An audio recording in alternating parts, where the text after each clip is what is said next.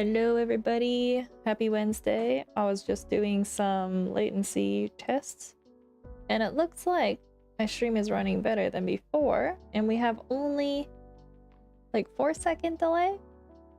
That was a lot better because I was having some trouble where it was like, oh my gosh, one day it was like close to 4 minutes of delay and I'm like, that's not good. So that's fixed. Alright guys, so I actually have an insane amount of stuff on my list today to do. It's gonna be a little bit hectic, but we're gonna do it. And so I brewed myself a second cup of coffee. I'm hoping to chug it down before it gets too late so it doesn't keep me up tonight. So I haven't streamed in a while, but when I got back, I was like trying to like warm up and get myself back into drawing and stuff like that. So I was drawing these like box gesture poses and I was like, never did that before. I don't know why, it just kind of hit me to try doing it. And so I stumbled onto like a little method that I think might help me get a better grasp on like drawing in perspective. So we might do some more of these. So these are some ones that I drew. If you guys keep up with my, let me name this layer, my Instagram stories. Oh, what should I name this? You probably saw these already, but if you didn't, these are ones I did like last Thursday. Yeah, because I got back Wednesday. But yeah, so that was wrong layer. Okay, we're gonna do maybe some of those. So it's a new month, which means I should be technically doing, hold up guys, let me get the chat up here so I can see it. I should be technically doing a sorry, OBS is being a pain. I should technically be doing a new study because last month we were studying like character design, just kind of like simplifying shapes and seeing how they did it. And that was really fun, but I think we got to move on. Like, I'm gonna make sure I keep it in mind going forward, but we need to figure out what the next step is. So I have like a list written. So let me get that list pulled out so I can see what it was. Adventures of Ardo, welcome! Hello! What's on the canvas today? Today, we're still kind of like plotting out what we're gonna do. But I'm hoping to do some like warm-up sketches of some sort. I have a list of what I'm supposed to study this month on stream. And I need to look at it. So I'm working on getting the file out. It's somewhere in here. Here we go. Alright, we guys are going to be studying. Okay, February is supposed to be drawing fundamentals. I don't know why that kind of sounds terrifying. Drawing fund. What does that even... What's that even really mean? Let's Google it. This is how you can tell I was self-taught. What do you plan on studying? I think it's gonna be whatever the internet says drawing fundamentals are. Proportion, form. Reddit says light value. Okay, hold up. Here's an overview. Observation, line quality, shape, form, perspective, anatomy, and value. Okay. So I should probably... Let's try and be like really specific about which ones we want to do. Like, what are like my weakest? I feel like line quality. My line quality is terrible. Perspective, absolute trash. I have the hardest time drawing in perspective. Maybe I should write these down. Maybe we'll choose like top 3 and then we'll try to like combine the 2, or maybe do each one separately. So like line, sorry guys, I was drawing like fruits and vegetables this morning, so that's why I have this weird brush. Hold up, I gotta pull out my favorite brush. All right, line mark, Shape and form. We kind of studied that last month, so I'm not gonna worry about that too much. Anatomy. I like to think I'm good at anatomy, but I could use a little brushing up. I think I have a tendency to like, I have kind of like I kind of like fall back on like what I know. And I think that can be dangerous, especially when you go on autopilot, you know what I mean? All right, what were we also? Perspective. I feel like things that scare me the most is like perspective and drawing hands. It's those things that I just try to avoid it, you know what I mean? Or like get a really good reference. But when you're like trying to get out of your head, it's a pain.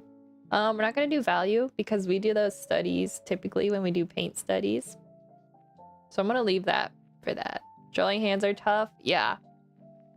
I was looking at like some old artwork I have hanging on my wall earlier today while I was working out, and one of the hands I had drawn was so devastating. I just kind of had to laugh. I guess I didn't use a reference. I really don't remember. But yeah. We are going to spend like a whole month drawing hands in August. So August is going to be painful, but necessary.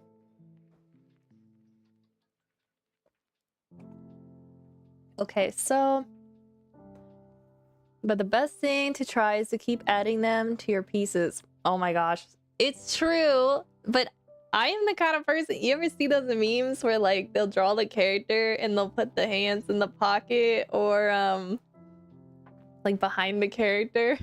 I'm that kind of person. I do be doing that. Like, I can't help it. Okay, let's just work on line quality and perspective. It's our first day back.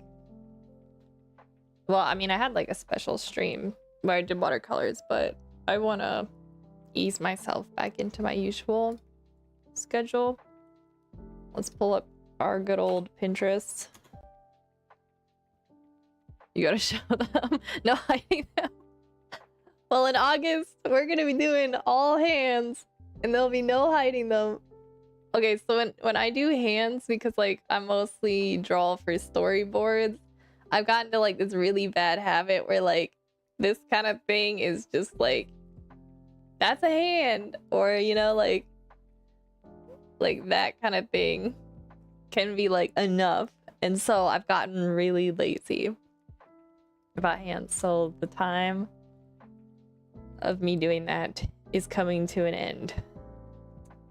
But I can be, maybe I'll just be like, maybe I won't wait till August. I'll try to be, you know, a little bit more careful with how I draw hands. But August we'll do like full studies. What was I doing, guys? I was grabbing references because we're gonna draw perspective. Oh, I don't want to do this. I don't want to do it. Should we do like Spider-Man studies? I think those usually have good perspective. I think what I'm gonna do, like earlier I have like these poses that I did. What if we did perspective studies, but we just draw like boxes and stuff? Because that sounds a whole lot less scary. And I'm not gonna lie, I'm really scared to do this. So we're just gonna keep it simple. This is me just hyping myself up. Oh, your hands don't seem that bad though. Thank you. You can get away with a lot when you can draw like mittens and stuff, you know? You can trick people into thinking they're seeing more than what's there. My posing is nice. Thank you. We've been trying, like last month, we have been drawing a lot of like poses, and I've been studying like character design from like Disney movies and stuff. And I think it's helped. I think it's helped like loosen my poses up a little bit. But I still have a tendency to like, I don't exaggerate them enough. So just trying to like push myself to do that.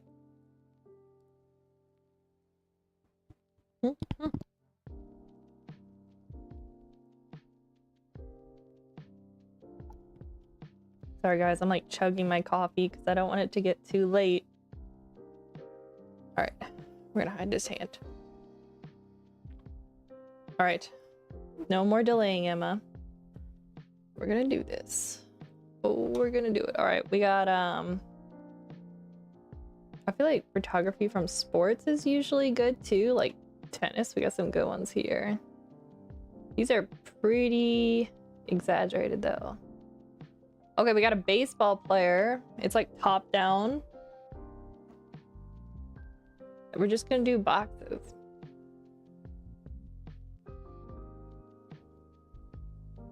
All right, we got the torso. Organic boxes. I'm not gonna worry too much about making these too perfect, because then I'll start freaking out. Actually, hold up. I think what's happening is more like this.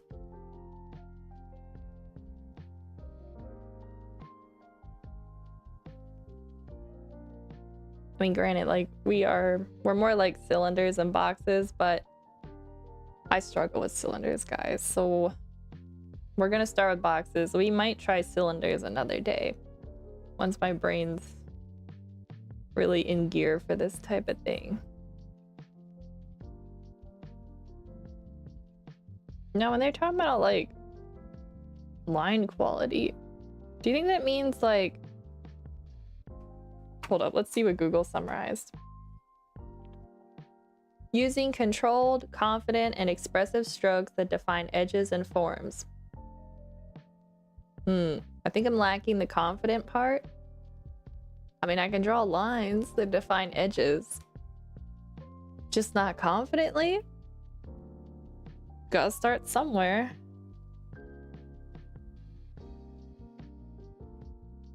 Okay, get this arm in here. I'm always a little bit stiff when I first start. All right, for hand, the hand's gonna be a box. We have these fingers. These will also be a box. Just gonna group them. And the baseball is gonna be a box. And then the leg is gonna come. Oh wait, you know what? We should put in the head, guys. You know, should the neck be a separate box? So no sketchy lines. Okay. Have you seen any of my other drawings? This is usually like, we get this thing, like, this is my lines. So I think this is gonna be good practice for me about being confident, because I do have very sketchy lines. I mean, you can see I'm doing it here already. I'm kind of glad you pointed that out. I need to like I can confidently draw boxes. I can do that, I think. Okay, here we go. No sketchiness, Emma. Keep it loose.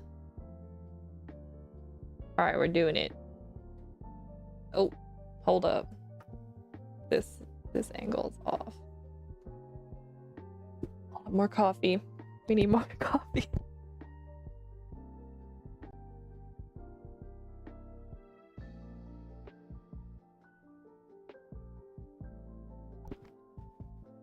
Well, don't worry about it. Art is freedom. So the more you draw, the more confident you'll get.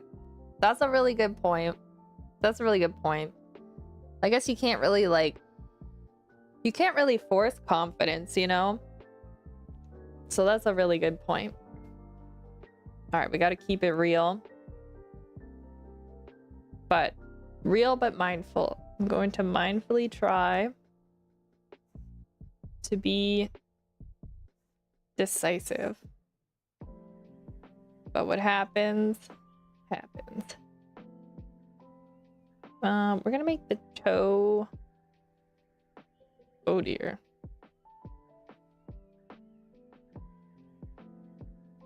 I think I need to be careful how much length I'm doing here. It's tough because the leg is pretty long in the reference. Oh, you know what? I should be putting that in so you guys can see which image I'm using. I'll do that for the next one. I'll put the reference image in so you guys know what I'm looking at. It comes down pretty... I saw this one exercise that you can do, and I did it a couple times. I forget where I saw. But you can... You put like your perspective lines down. Sorry, I started drawing his hat, and then I realized I need to keep it square. Just square hat.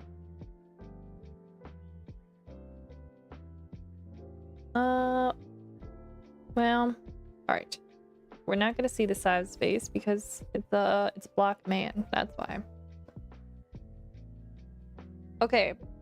This isn't great, but it's not terrible. Alright. Shrink this down a little bit. Actually, we don't need these anymore. Alright, guys. Let's get another one going. Maybe we shouldn't do baseball. Switch it up, you know? I love this pose so far. Thank you. I need all the encouragement I can get. So I don't actually have like a lot of references saved in my Pinterest board that are like forced perspective. So what I might want to start doing is like collecting some. Oh, I like skateboarding. Like skateboarding references. I don't know how to skateboard, but I think it's cool. All right, here we go. Let's do this one. This one's cool. It's a little low res, but we're gonna make it work. You should try ice skaters. Oh, good point. Hold up. That would be fun. Ice skating, I have wanted to try. Oh, this is a good one. All right. We're gonna do this pose after the skateboard. It's like not too crazy forced perspective, but just enough, I think. Because I don't want to go too crazy. You know how we're like, some of them are like really, really like, just like it's way, like you don't even see the body because the head takes up most of it. And so I want to like choose ones that are like perspective, but not like insane. So at least I can see what's going on.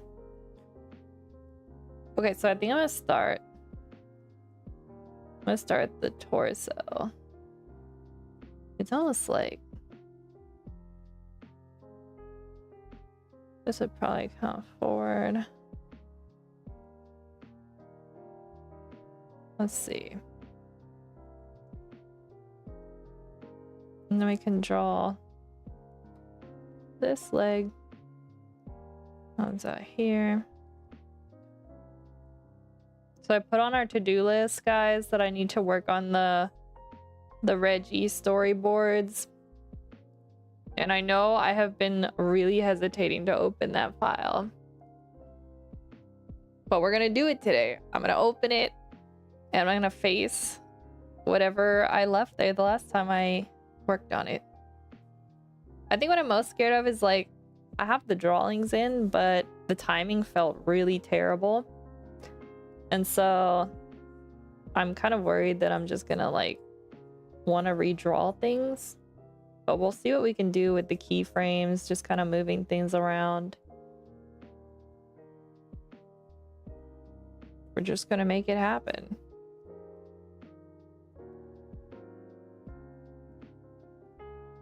Okay, I should probably take another sip of coffee. Do we have room for the head? Okay, he's kind of like looking down. And then this arm. comes out. Oh dear. Wait, which direction? All right, let's think about this. Elbow. Elbow here. We're gonna make... I'm trying so hard to keep this in squares, but I keep wanting to do like super organic line work. See, that's my my preconceived idea of like anatomy that I've done, and I don't want to be thinking about anatomy. I want to be thinking about perspective shapes. So we just simplified things as much as we can. All right, not 100% unhappy, not 100% happy with this one arm. I think it needed to come longer, the forearm. Okay, here we go. Emma, what are you doing on my FYP? Just kidding. Hi. Hello, welcome, Aaron Hayes Music. Wait, are you, I feel like your name is familiar. Do you know my brother, Joe? I feel like maybe that's where I might know you from.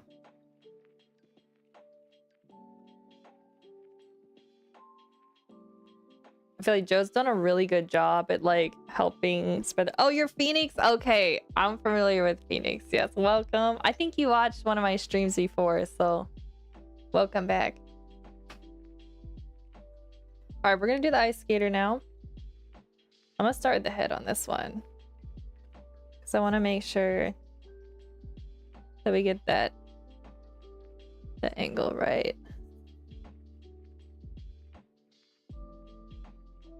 Dun, dun, dun, dun. All right, torso. Kind of getting a lot of bending here. Trying to do this in a box form is a little bit difficult. How often do I stream? So I was gone for 2 weeks, but now I'm back. So I normally stream every week, Wednesday, Thursday, and Friday from 2 p.m. Eastern time until 6 p.m. So that's what I normally do. But I did have like a 2-week break, so that's why y'all didn't see me around. That's what happened to me. But I am back, and I have full intentions to jump back into streaming regularly like before. Okay, this leg here. This one. How do we want to draw?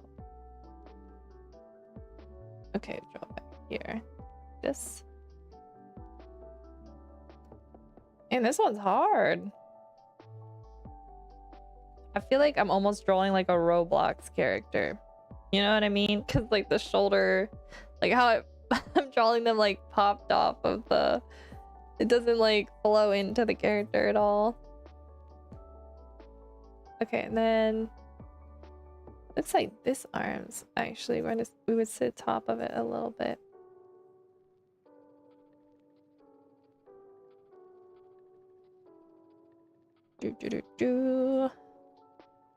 Okay, that works for that hand.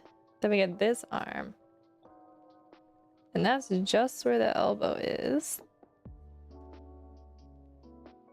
Let me see a lot more of the forearm. The hand. Okay, now we gotta deal. I think I made this like too thick because we're having like trouble seeing the other leg. All right, let me chug some coffee.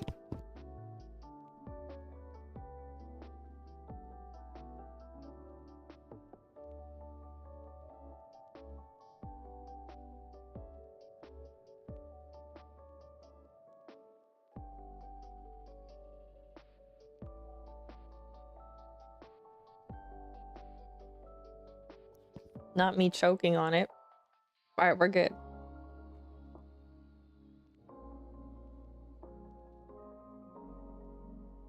if I made that too long.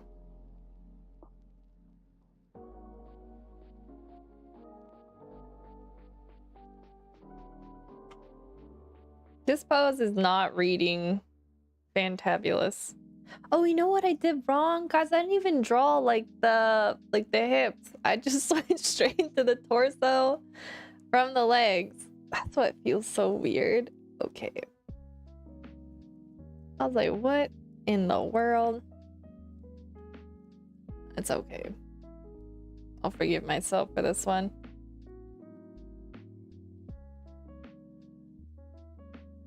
All right, how much time we got?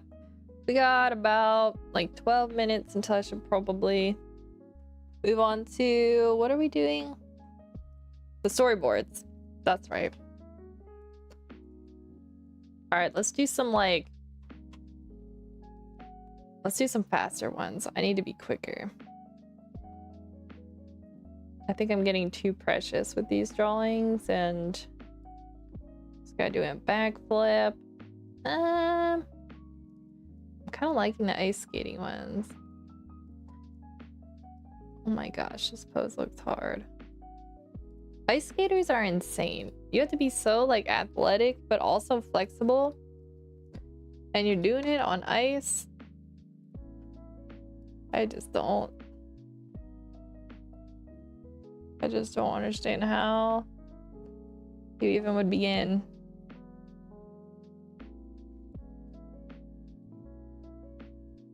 I'd like to try ice skating, but it's like one of those things where you're like, if you want to skate, you need to have like the rink or whatever to go to, and that's kind of a hassle.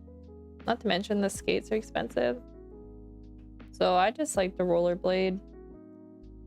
Like, that's kind of like it. Similar. I assume. I've never actually tried ice skating. But like on the like rollerblades I have, like the wheels are all like in a line, kind of how like the metal part of the skate is. So I like to imagine that it's similar.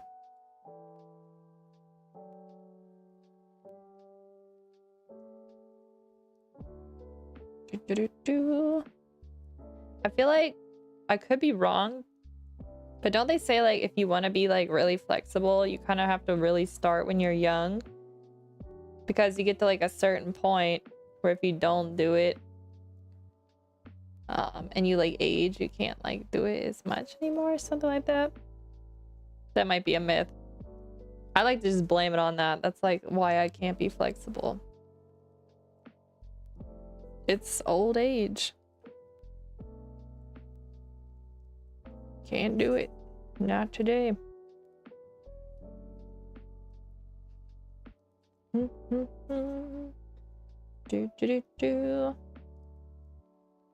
Okay, this hand, she's like grabbing her skate back here. Guess I should have put in her head. I'm having a... So normally I start with heads a lot, actually, typically. So it's interesting seeing how I'm approaching it since I'm drawing them as boxes.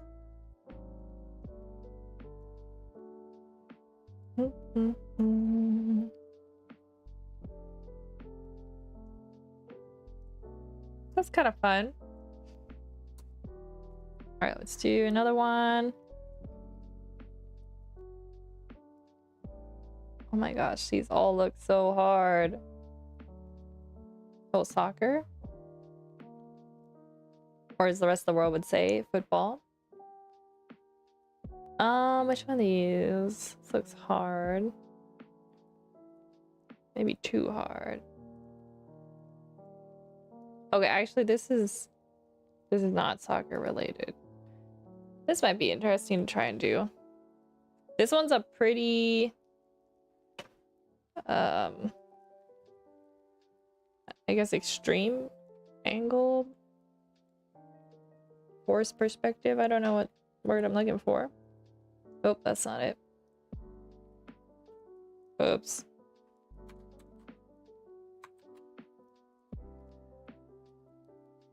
Okay, give me a second, guys. I know how to use Photoshop, I swear.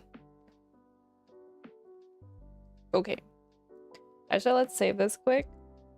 Just in case. My PC's getting old and it will crash at very random times sometimes, so just trying to get into better habits of saving more and more. That is the perks of having like a PC that's kind of on its way out, is that it helps you build good habits about saving.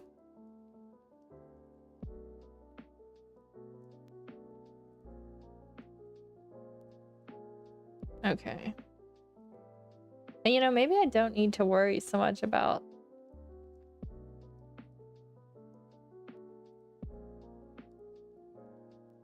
I say that and then I instantly start overthinking. Why am I like this? Why? Okay, I'm gonna actually start with the lower part there on that elbow there. And then, sorry, this out. We got like this hand.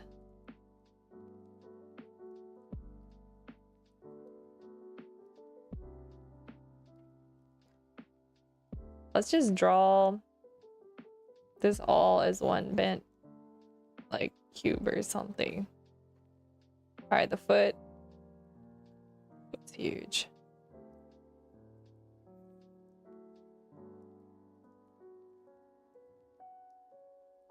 I'm gonna add like more of the hand over here on this side so we can see it.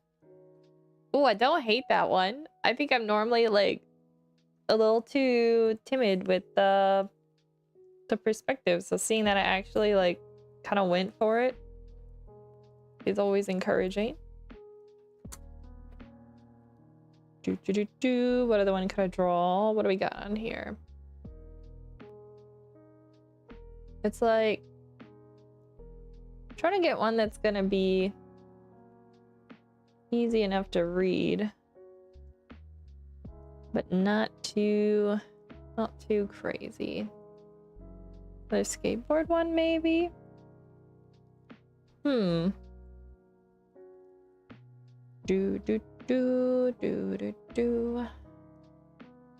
Basketball? Basketball could be fun.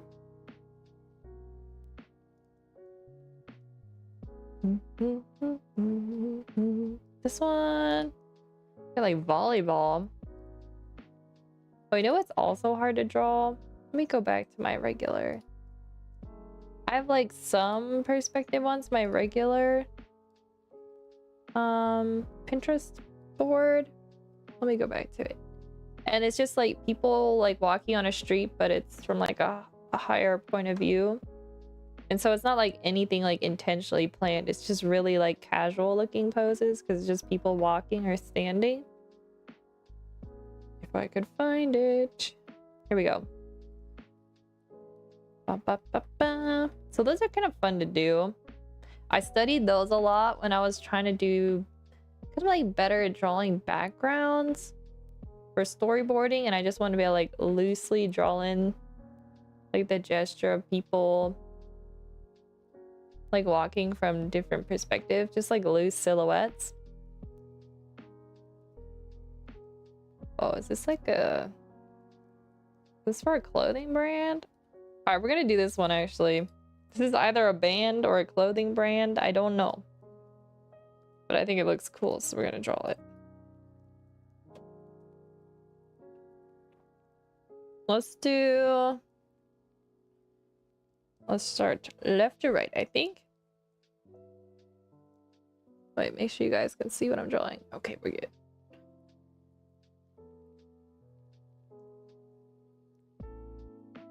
Actually, his head's kind of turned.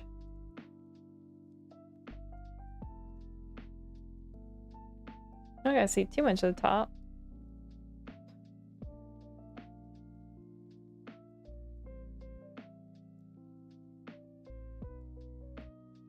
Am I exaggerating that too much? I think it's better to go a little over than under with poses, especially for me. That's kind of what I've gotten when I like paint anything. I'll try to, you know, use more color than I normally would. Just trying to like push myself, try new things, and let's just make this all one. I don't feel like separating it into a knee. Kind of like what you did with that other one. Like ish. I feel like this is helping my brain kind of like think in like 3D space a little bit better. These poses aren't the like most fun to look at, but I think it's working. So it's more important that it's effective than looks cool. We can draw cool things later. This is just for learning. We got this arm in here. A good Roblox arm. Maybe I should just be drawing Roblox characters. I don't know. Might be a good skill to have.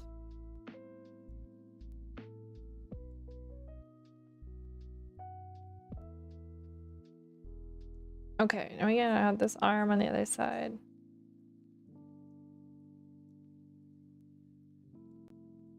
Can't really see it too much. Well, I'm not in love with this one actually. But that's okay. Yeah, this looks a little looks like it's gonna fall over. Maybe we can just... Oh, that's better. Oops, I didn't want to do that. Let's draw another one. Alright, let's draw this dude.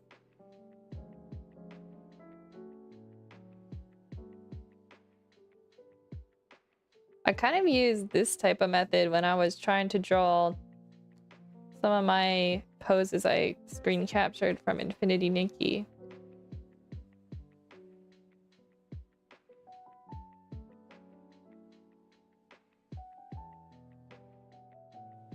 And maybe I need to channel whatever I was doing for that.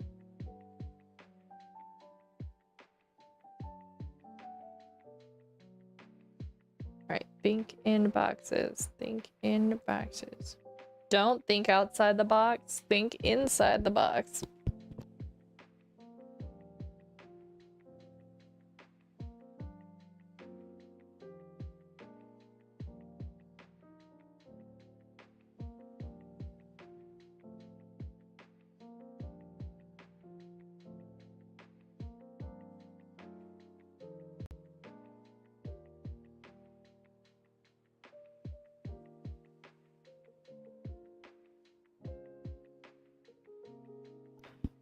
I have almost finished my coffee.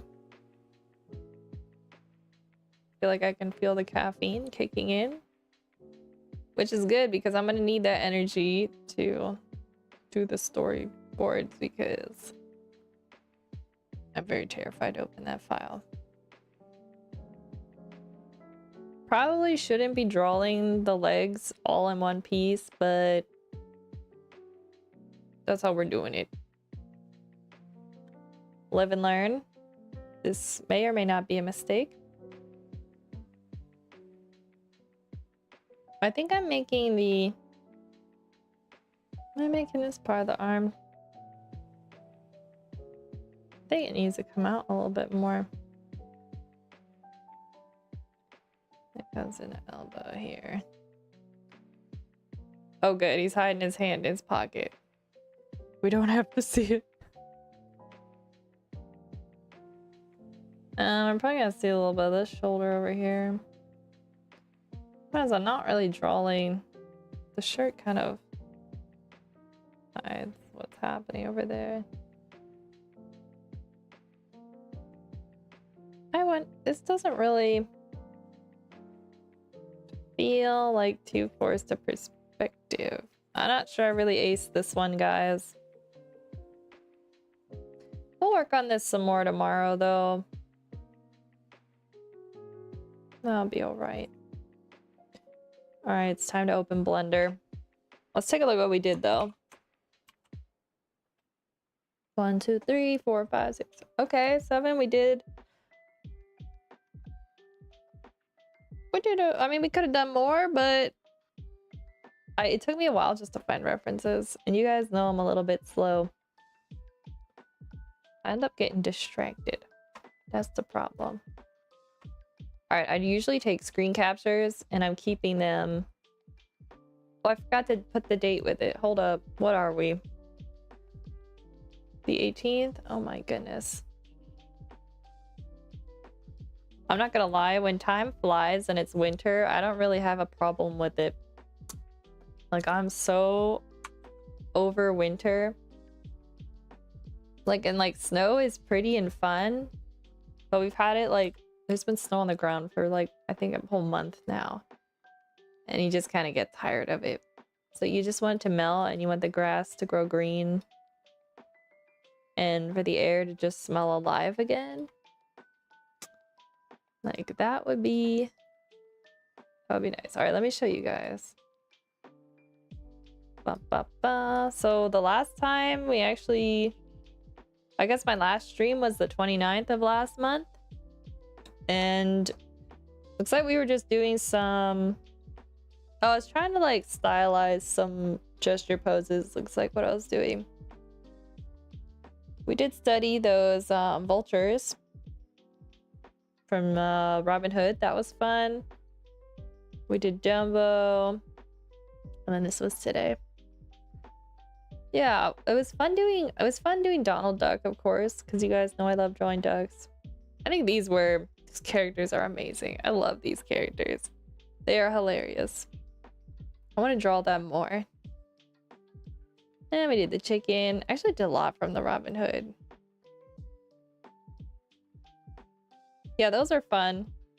This elephant was really cool. That was like our first study. I took a picture. We'll have to do a study of that. I took a picture when I was away at this place. It was like a store, like a bunch of different like knickknacks and stuff. And they had like an old poster that showed like the style changes of Mickey Mouse throughout the years.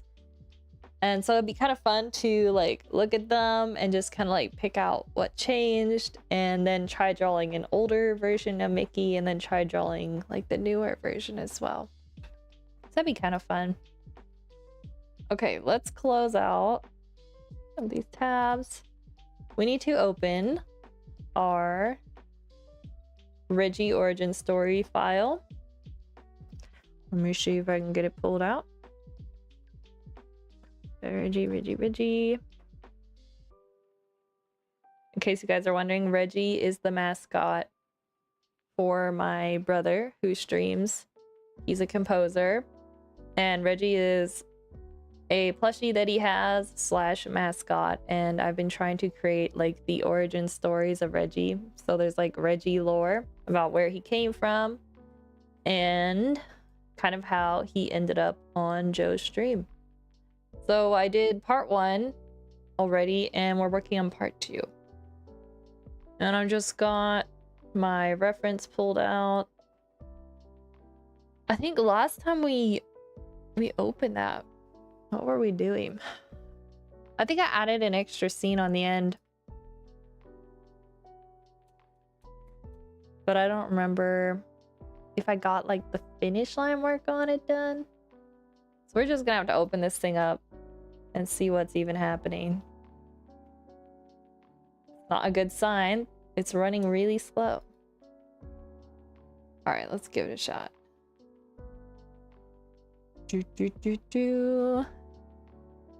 I had like ambitions to start another storyboard and do like a cover music video again, like an animatic. But I can't decide on a song I want to do. Like, I'm having a really hard time committing to a song. Because like I have like a ton of songs that I really like, and then I also want to make sure it's a song that doesn't already have a music video, which I accidentally did before. I was like, oh, I'm gonna do this one song, and then I had never watched the music video for it, so I didn't know like one existed.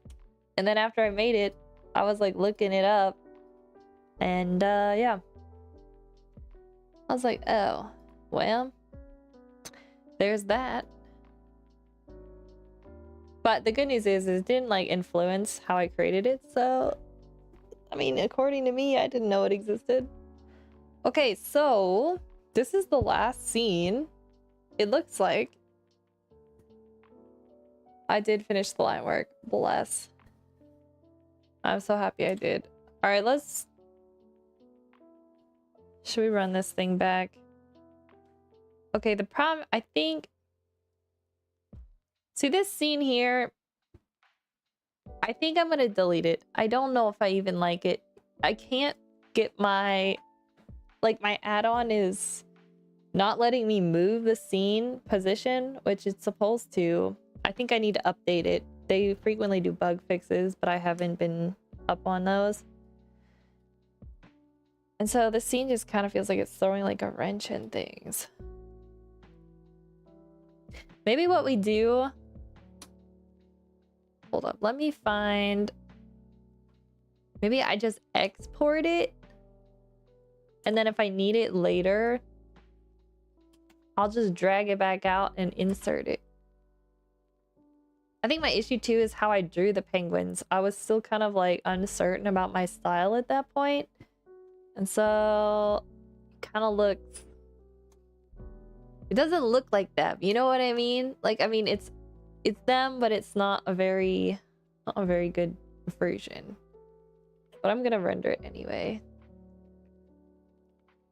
Okay, where is that? Huh. No, it's not a hotkey.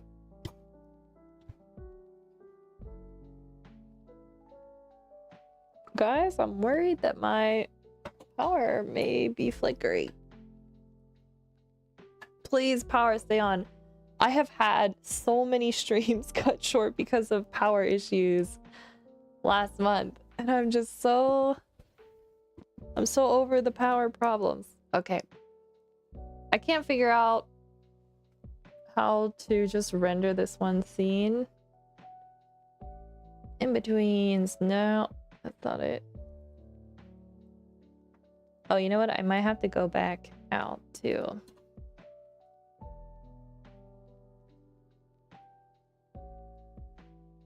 I think it's in this area.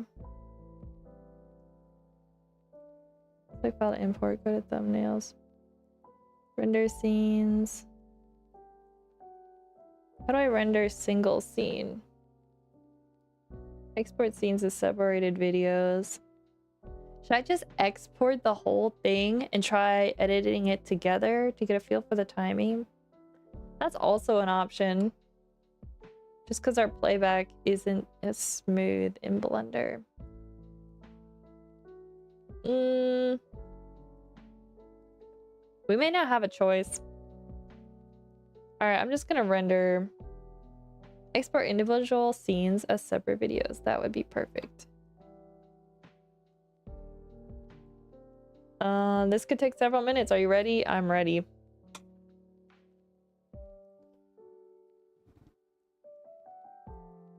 Okay, it usually says Blender is not responding, but it's not a bad sign. It's just how it works. It's gonna be fine.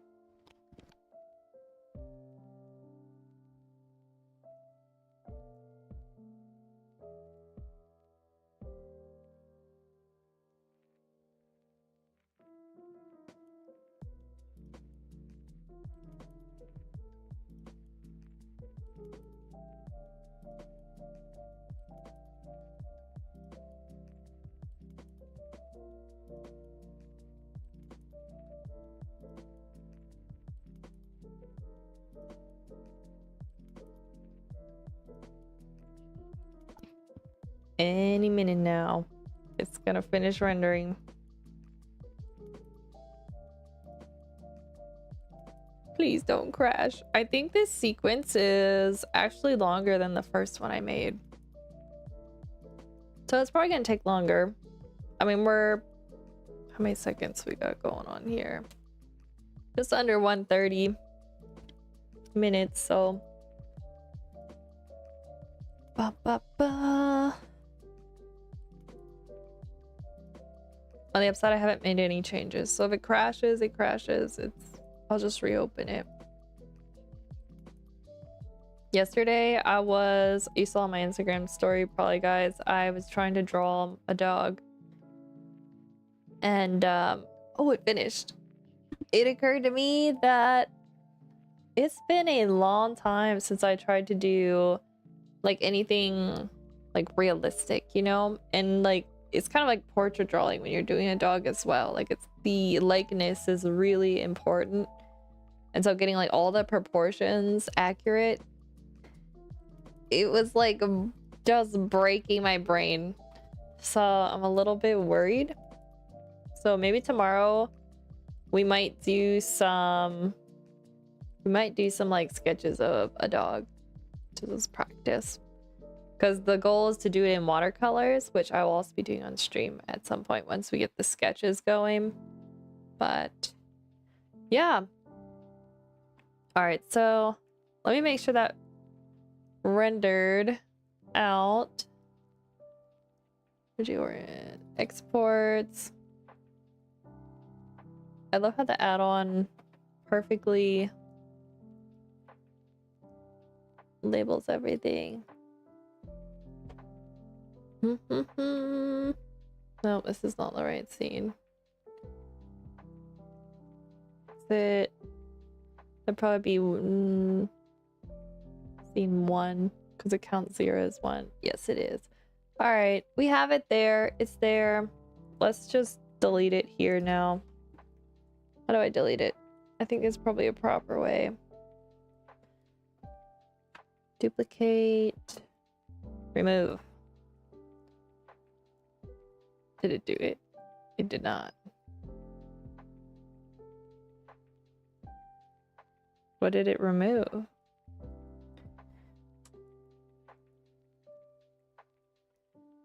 Oh, I worried about this. I was worried that I might not be able to delete this. Is there any other way to delete scenes? Can't delete it. Can't. Oh, there we go. Nope, it's back. No one's truly gone. All right. I don't know what to do. We're just gonna have to pretend it's not there as we go through and work through the timing. I think I worked on the timing of this scene earlier already. So I don't think this one's terrible. Let's switch to edit mode. Let's turn on single scene playback too. Okay, it's on.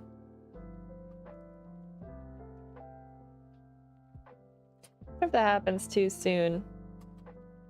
Next time I'm gonna like act these poses out in real life for timing reference. I notice animators do that.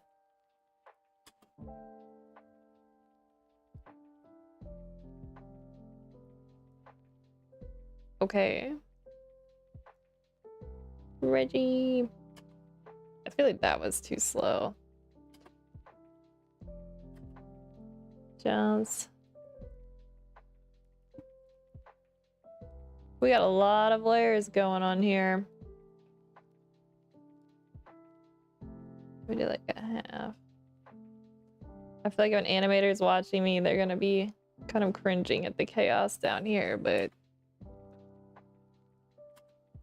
it's we're learning, guys. Slow but sure. I need to take some like classes or just watch like YouTube videos on animating because I definitely think I need to learn a little bit more about timing. Let me look at this on my other monitor.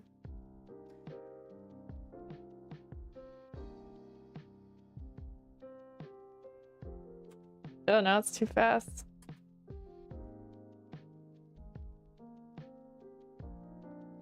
I don't think that changed too much. If we put it there. All right, run it back. Touches his foot. Reggie's alive. Okay, that's fine enough for now. This scene took an eternity for me to draw. Okay, this I wonder if I should have added a scene in between here. I don't want to. Problem is, I feel like it's too jolting from like, because here we see only the floor, right? And then suddenly, boom. Like we got the back wall in, and I think we need it to like come in a little bit more subtle.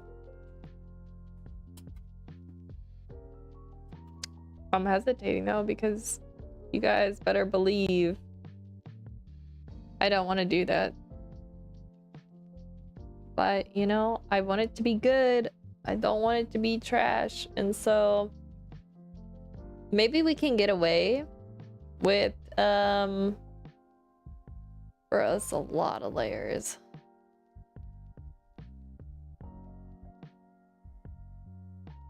This is a lot of layers.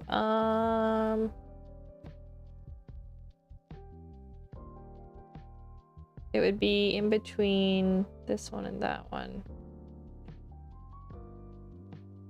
Let's kind of rough this in. So we need a new frame for Brian, new frame for Greg, new frame for Reggie, and a new frame for the background. Let's turn on our onion skins.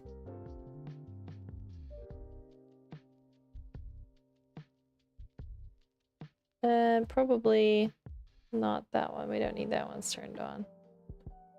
All right, here we go.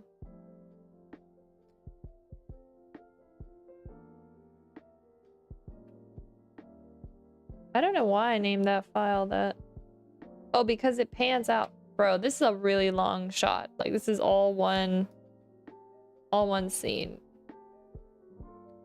Okay. It's been way too long since I opened this. All right, let's just do it. Let's put on our Nike shoes. All right, so if in the next shot,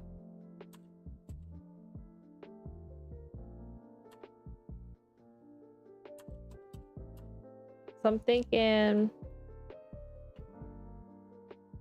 oh, that's way too big. Also, I want to turn off stroke stabilization. You guys are about to see my not confident line work. This is what I was, it truly shows itself when I do storyboarding.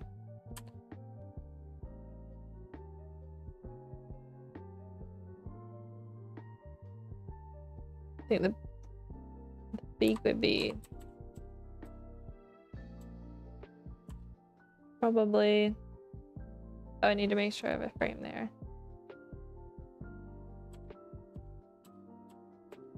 Because the head's kind of coming upwards now. More into that frame.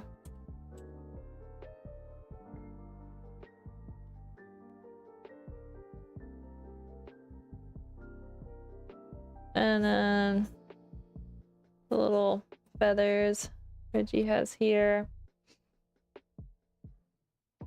And so the shoulder's gonna come up more. I think the background's gonna be a big piece in how we... So it's probably, I think I had it at about here. So maybe that's the wall. Back in there.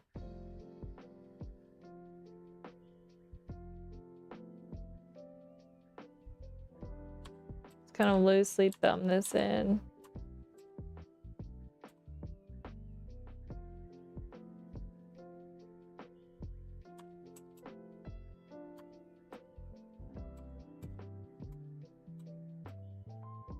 I could always make the background more. Don't worry about that too much. I would like if I had that on another layer, actually.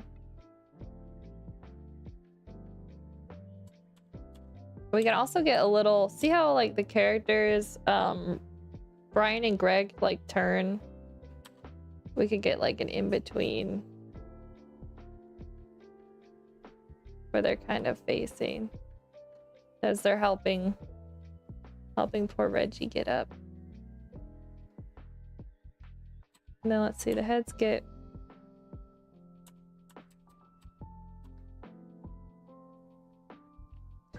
something like this.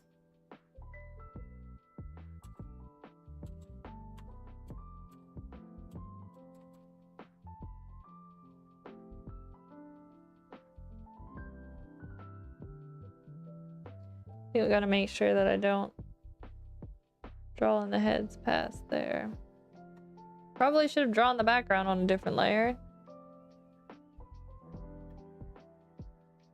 It's okay. Let's just do it on this layer.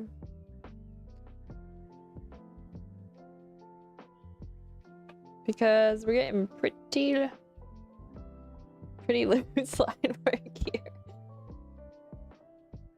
Alright, background. Here we go. Let's go back to here. I think probably in there.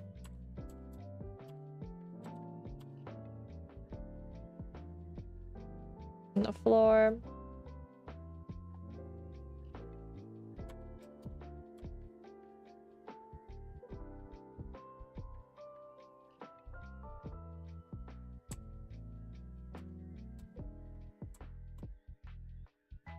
I should probably also be drawing these lines in for the so I found out I was doing before wrong. So I gotta make sure that I put the parallel lines in where they need to be at the same point. Okay. And then the floor. Let's get rid of this line work. Bump, bump.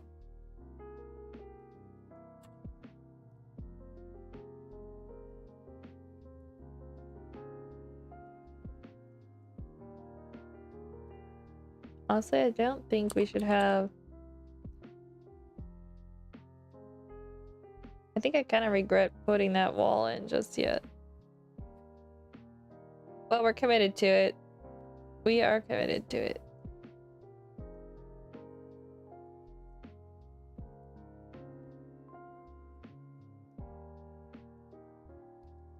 I may have made these lines a little too thick.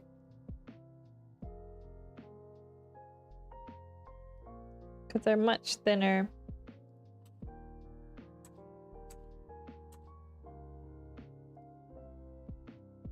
Let's just grab them and thin them down a little. That seems good.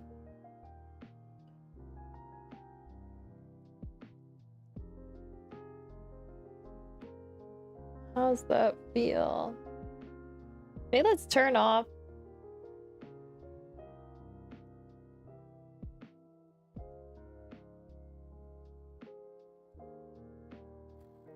So this is where the floor would be.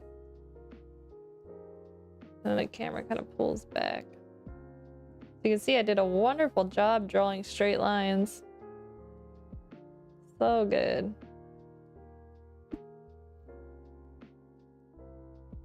Perhaps we need to put that on our study list of things to study.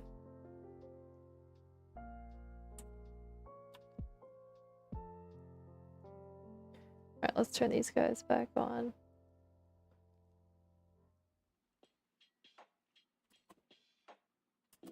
We'll have to pace that out, but I think that extra frame does help. Oops. Tracing the wrong layer. Let's make these lines a little thicker.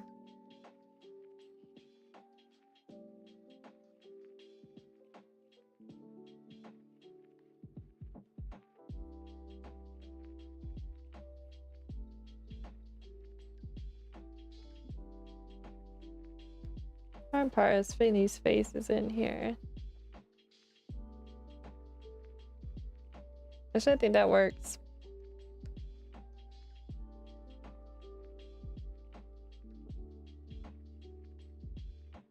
We're just gonna lower the opacity on these and I think we also need to shrink Reggie's head a little.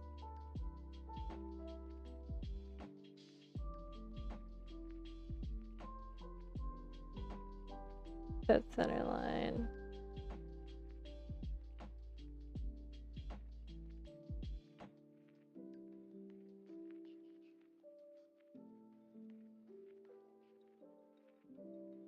Maybe the head tilted more. The eye line needs to be.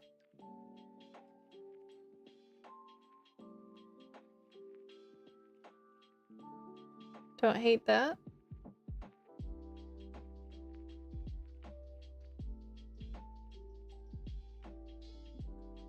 Alright, what time are we? 3:27.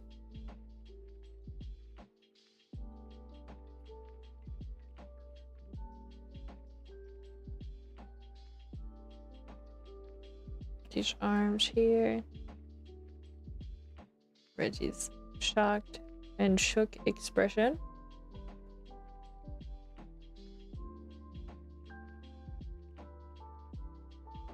I do feel like the scene does help a little with the how these guys turn, but I wonder if I should have them more like profile at this point, you know, because it's pretty much almost like back of the head, side-ish then.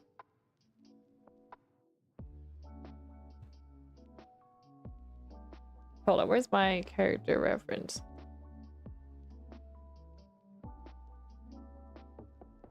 Do do do do do do do do do do.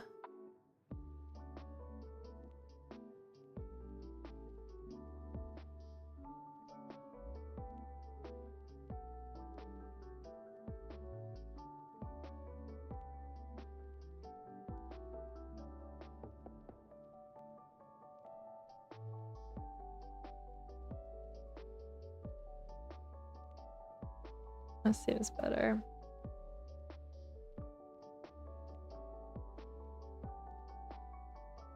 Maybe shape it a little bit. Okay, I'm getting too wrapped up. I need to just get these loosely in. Alright, welcome back. So I'm working on a storyboard animatic for my brother's mascot, his penguin.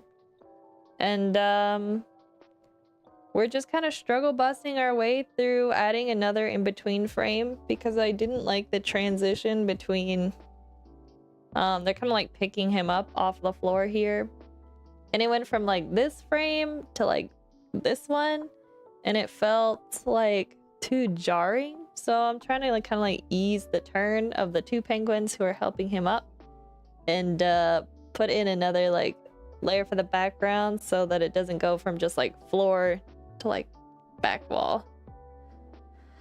Yeah, I haven't opened this file in a really long time, so definitely I'm really rusty with animatics, and it's kind of showing, especially in my line work that looks very timid and also rough.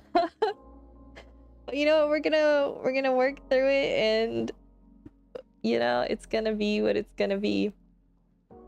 Fortunately, it's just a project for myself, so it doesn't have to be the best thing ever. I'm not gonna get fired, thankfully. Joe's not gonna have a fit because Joe's just happy I'm making something he can score music to. Which is always great because I feel like his music is like half the story, you know?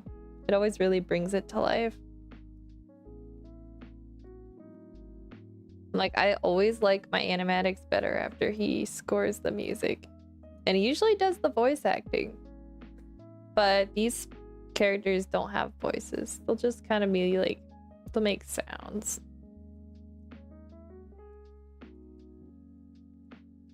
Okay. This, I think, which is this Greg or is this Brian? Well, we did one of those penguins dirty because he does not look very good. Let's run it back. Yeah, music and animatics work so well together. It's really true. It just brings it to life. I'm trying to do something similar. Nice. Yeah, I don't have like, I don't know if you have any like background in animation, but I feel like that's one thing I regret is that I haven't officially studied any animation. And I think that's why my animatics look a little bit janky. Like, I do think maybe I should maybe study some of that. I'm not always that happy with the finished result. Oh, shoot, I didn't want to do that. I have so many layers here. Let me get those pulled. I think I want to move these onto this frame. Oh, that felt better. Yep, that's better. Timing is really important, but I am not that fantastic at it yet. You know what I would really love? If I could just leave this really crappy drawing and it would be good enough. But we're not gonna do that because that would be the lazy thing to do. And I don't want to do that. Even though I really want to do that. Okay, let's draw. I think the penguin on the left is Greg. Yes, that's Greg. Right. Do we have a new keyframe for him? Yes, we do. Let's turn on stroke stabilize because your girl is not that good. I just have such a tough time still drawing in Blender. I don't know what it is. It just doesn't feel quite the same. I need to try, like, I know there's some different texture brushes. Oh, is this in Blender? Yep, this is Blender. I have an add-on. That's probably why it looks a little bit different. It's like a storyboarding add-on. But this is Blender. I do not really know how to do the 3D side very much. But I would say I'm not great at grease pencil, but I understand how it works. Like that's enough, right? As long as I can make the things I need. Blender feels like a mansion, and like each room has like a really like ton of like intricate things in it. And like at this point, I've only been in one room of the mansion. That's what kind of like it feels like. I'm too scared to try the other rooms. Because I did have like ambitions of learning like how to do 3D stuff, but as soon as I tried, I immediately just got kind of terrified. True, there's so much on Blender. Yeah. It's a bit overwhelming. But people do some crazy stuff. And so I always feel like inspired. But it's not enough inspiration. Oh wait, I shouldn't be drawing these characters. It's not enough inspiration for me to like truly put in the time that I need to. So for now, this is where we're at.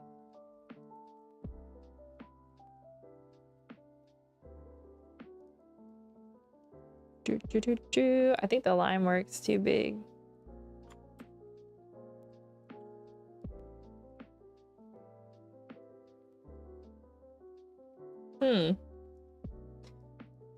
Turns out I'm not very good at drawing these penguins in a profile view. Okay, hold on. We're gonna leave the eyes out until we're done. All right, Now we're gonna draw in Brian, which is the penguin on the right. Brian, we need to fix the perspective in which your head is shaped.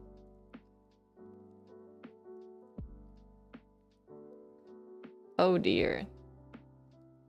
This does not look good, guys. Where did I go wrong? They're cute though. Oh, thank you. Yeah, I think the cuteness is gonna rescue it. Or it'll be like, well, they look a little scuffed, but they're cute. I'm interested in storyboarding add-on though. Oh, okay, it's called shoot. Where do I see the name of the add-on? Hold up, let me pull up. I get emails for like system updates for the add-on. Is it action boards? Is that what it's called? No, I don't think that's what it's called.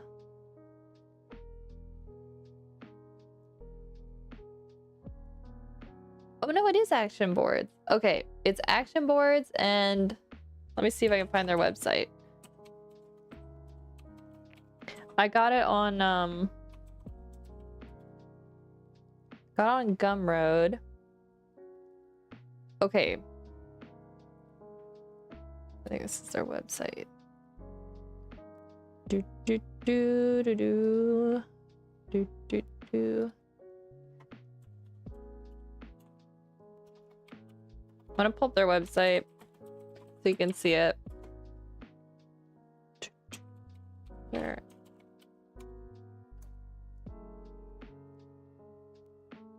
Here we go.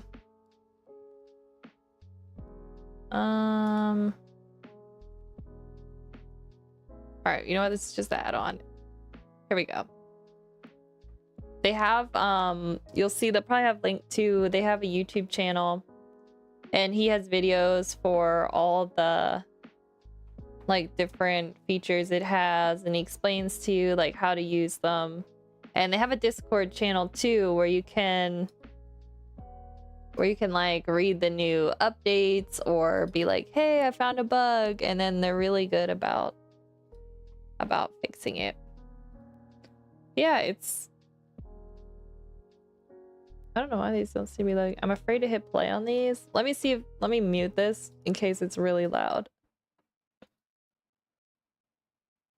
Okay, it's not playing any sound. Cool.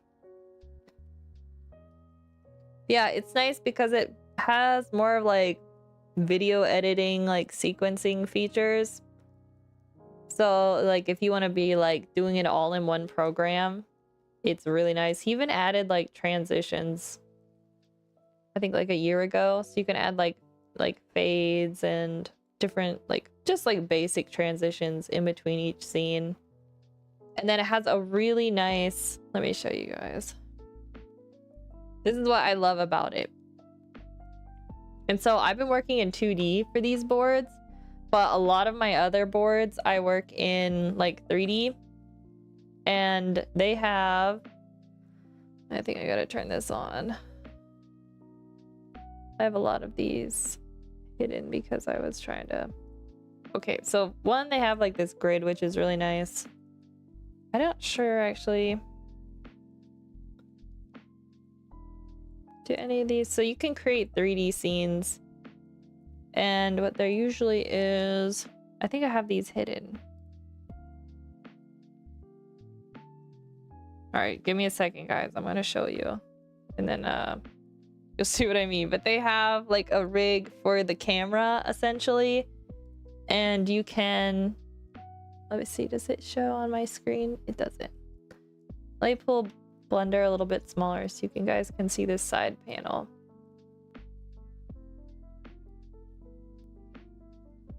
Here we go. You can see on this like side panel here, they have a whole bunch of like really convenient like functions, and they have like camera shake you can add. They have, this is track position, so the camera is like on this like invisible line, and you can move it forward or back on the track, and you can extend the track, add like bends into the track, and so you can like keyframe the camera in like movements along that track. It really like it helps my brain that doesn't understand how to like animate things in 3D very well. Like it simplified it enough where I was able to like do more with the camera without like having to spend so much time trying to get it to perfectly like animate along certain lines. So that's really handy. And then, you know, you can also change like there's roll, there's focal length as well. Hold up, let me put this back to 0. No, there we go. Okay, now it's not perfectly 0. Okay. But yeah, there's a lot of really nice stuff. What else? Oh, and they have like a special area for doing thumbnails, which is really nice because you can go right from thumbnailing and transition, like copy those sketches right into your like actual sequences. So really handy for that one. Hold on, let me get back in the camera. So like these are actually the storyboard thumbnails I had for this. And if you look at it, like if you zoom out, you can see that it's just like all one flat, just like grease pencil layer with like a bunch of little frames. And it's on a timeline where the camera moves. So super nice. Add in a model scene and you can do so much. Yeah, no, it's so true. I really like, I did this action sequence when I very first like started using Blender like 2 years ago. And I had like, I built like a kind of like a city with a bunch of cubes and stuff. And it's kind of like an action sequence where this guy's like running, jumping from rooftops and stuff. And I had such a time trying to get the camera to move along with like the grease pencil and everything. And this add-on would have just saved me hundreds of hours. So I absolutely love it. I really enjoy using it. So I highly recommend it. Okay. What were we? That's right, we were drawing. Let me hide this grid. Yeah, there we go. Yeah, whether you're doing like 2D like drawings in 3D or you just want to do all 2D drawings, it's perfect for both. Which is nice because then you can kind of like use them interchangeably if you want. Oh wait, that's wrong frame. Here we go. But I was trying to push myself to do like draw more backgrounds and stuff, so that's why this is all 2D. But I typically like to do the 3D 2D. I just think it's kind of fun. I like being able to like move my camera in 3D space and just kind of like get ideas from like the world, where like if you're drawing it you have to like, I guess you have to think a lot more. So maybe I'm just a cheater, but it is, some days it's just kind of nice. Or it'd be like, if you want to just move the camera a little bit, you know, you can really play around with different shots with just one singular drawing. Definitely a time saver if you use some 3D elements.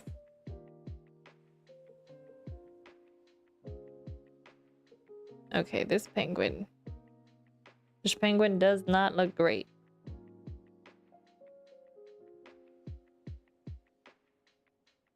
But I'm just gonna roll with it because it's such a fast scene. And what if we just maybe move the head like that? There we go.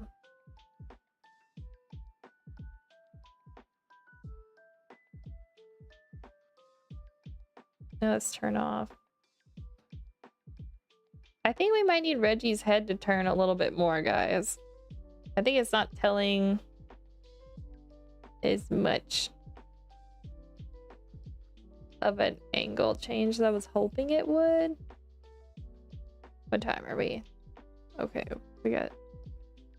Why is time going so fast? I need more time to work on these. I have a lot of projects going at once. And so we gotta make sure that we put enough time into each one.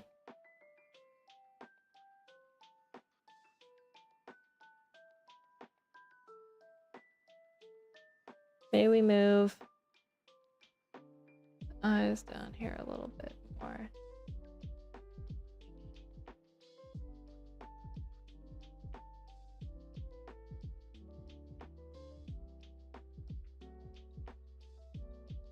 Little feathers.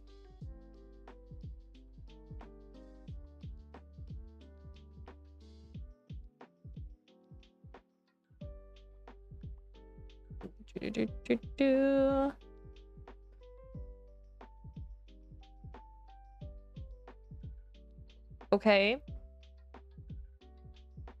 Oh, that's what's weird. The line, I keep making my line work too big. That's better. That's a minor thing. They make it so easy to change, which is amazing. That is the upside to working with like grease pencil, because it's really just what they call like point based. I don't know, like vector points. So this is so cute to look at. Thank you. I'm happy kind of with how it came out. Happy in the sense that like I don't have to work on it anymore, pretty much, once I get these like final sketches done. But I ended up like switching styles. So the very first animatic I made, I could play it for you guys before we finish today. Like I did like a ton of color fills. Like I wanted it to look really clean and polished, but it took so much time and it kind of like took away from like why I'm even doing these, because I wanted these to be like something quick and fun for me to do, where I could tell a story in like a visual like animatic style way. And I just got way too obsessed with like making it look like a perfect little like animation with color fills. And so what I have to do is go back to like my first one and delete all the color fills and just kind of like loosen up the line work so it blends with this one. And so I'm not really looking forward to that, but this one just like I feel it feels more true to like my art style and just kind of like how I want to, I don't know, tell stories. Wait, make my brush smaller, Emma. There we go. All right, let's get rid of this. Where is this keeper in pause? I don't want to delete that layer. There we go. I think I made the cheeks a little something that doesn't look right here with Reggie. Hold up. That way his cheeks are much cuter. A little bit like a chipmunk. Oh no, we have a tangent. No. I hate tangents. Maybe draw behind it more. Okay, that's a little too much like a chipmunk. Alright, we're gonna draw it without that penguin in there, and then we'll move the other penguin. I actually don't mind it being smaller. Okay, saved it. We saved it.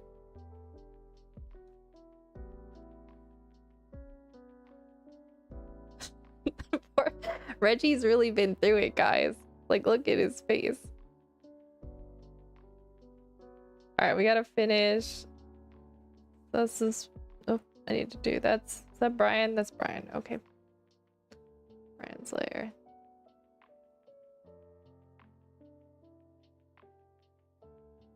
Brian's happy because Reggie's alive. Put a little smile on his face. Now, I wonder... Sometimes I like to draw the eyebrows where they're... Yeah, I did it here. I like to do it where they're like kind of floating. You can see I do that like interchangeably here on these guys. Both of them sink down a little bit, but I kind of want to keep that. You know, maybe in like this side pose, we need to catch a little bit of the eye, maybe. You know what I mean?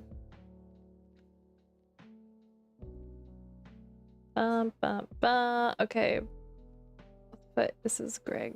We need to get Greg's eyes in.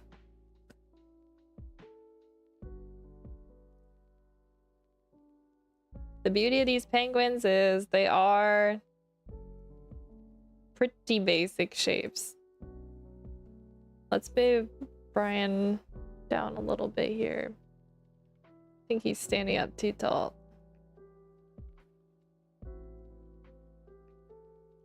We're gonna raise out. I'm praying that I don't find more scenes as we go where I'm like, I think we need to redraw those.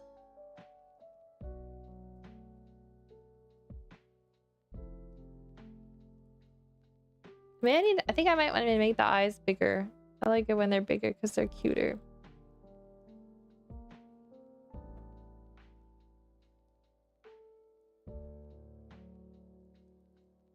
Bum, bum, bum. Okay, not the face. I keep seeing things I don't like. Oh my goodness, guys.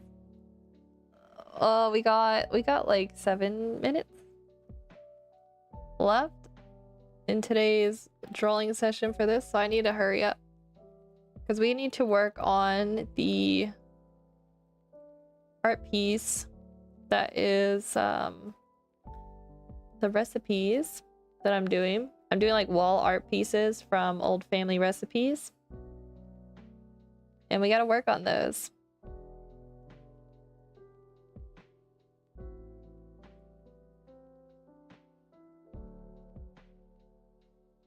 Okay, don't like that, like here.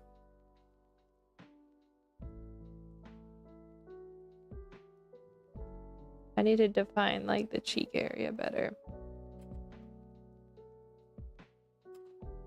I know that was a lot of work, but I think it was better with the new scene added. I think it was a good call, even though we struggled through it. The curse of being an artist is you see the things that just hurts. Yep. Yeah, that's kind of how I feel about this whole animatic, actually, if I'm being honest. It's, it has a lot of moments. Let's just say that. Alright, let's run it back. Let's run the whole thing back. Timing, obviously, needs a lot of love. Especially this sequence. I really wish I had acted this one out and did like a reference video of me doing it. But you know what? I'm committed to it already. I'm just gonna accept it as like a lesson learned. And just try to be able to sleep at night and not think about it. So I need to up the opacity back on those layers. Let me zoom it in a little bit so you guys can see this a bit more properly without the frames. Oops. Oh my Harold. What am I doing? Hold up. Let me run that back for you guys again. So this is where... So when he comes up the ladder, I actually wanted it to cut to that scene I had where they were like staring up. I was gonna have them like staring up out of the box. Like it's like POV, like looking down on them. And like the whole shelf is shaking as he steps up. So I was gonna have the camera shake in unison with the sounds of like the footsteps on the ladder. And so just imagine that scene comes after this one. And then it would cut back to this one. Timing definitely needs worked out. That part's not horrible. I think adding that extra scene in between will help slow things down because it gets pretty fast. Oh no, the hands come for Reggie. Ah, Reggie gets grabbed. Boom. That's the end scene. And then it'll go into part 3 after this. This is the scene we added last stream. It's when this little like he gets pulled out of the box and we get kind of like center shot of just Reggie's terrified face as he gets ripped out. Okay. We did good, guys. We got the extra frame in. We didn't work too much on timing, but you know what? We'll work more on that tomorrow. I think it was just good that we opened it today. We kind of saw where we're at. And then just go from there. I want to play, though, for you guys, the very first version. So you guys can see part 1. Let's see. Here's your origin story, part 1. I think this is the finished one. Hold up. Yeah, you'll see how much different, like how much more polished these are. Let me show this to you guys. Make sure you guys can see it properly. Alright, I'm gonna play this and I'm gonna be right back. Let me put this on loop. It should loop it. Let me see if it works. Yep. Okay, guys, I'm gonna be right back. Here's Reggie Origins Part 1.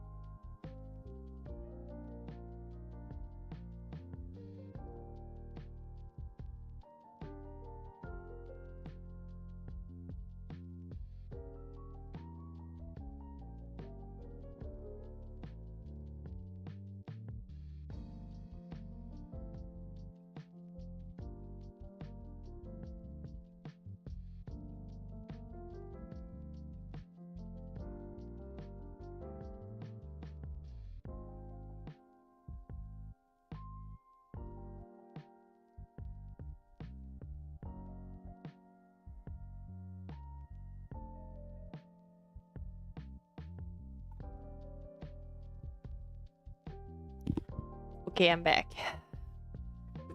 This is so good. Thank you.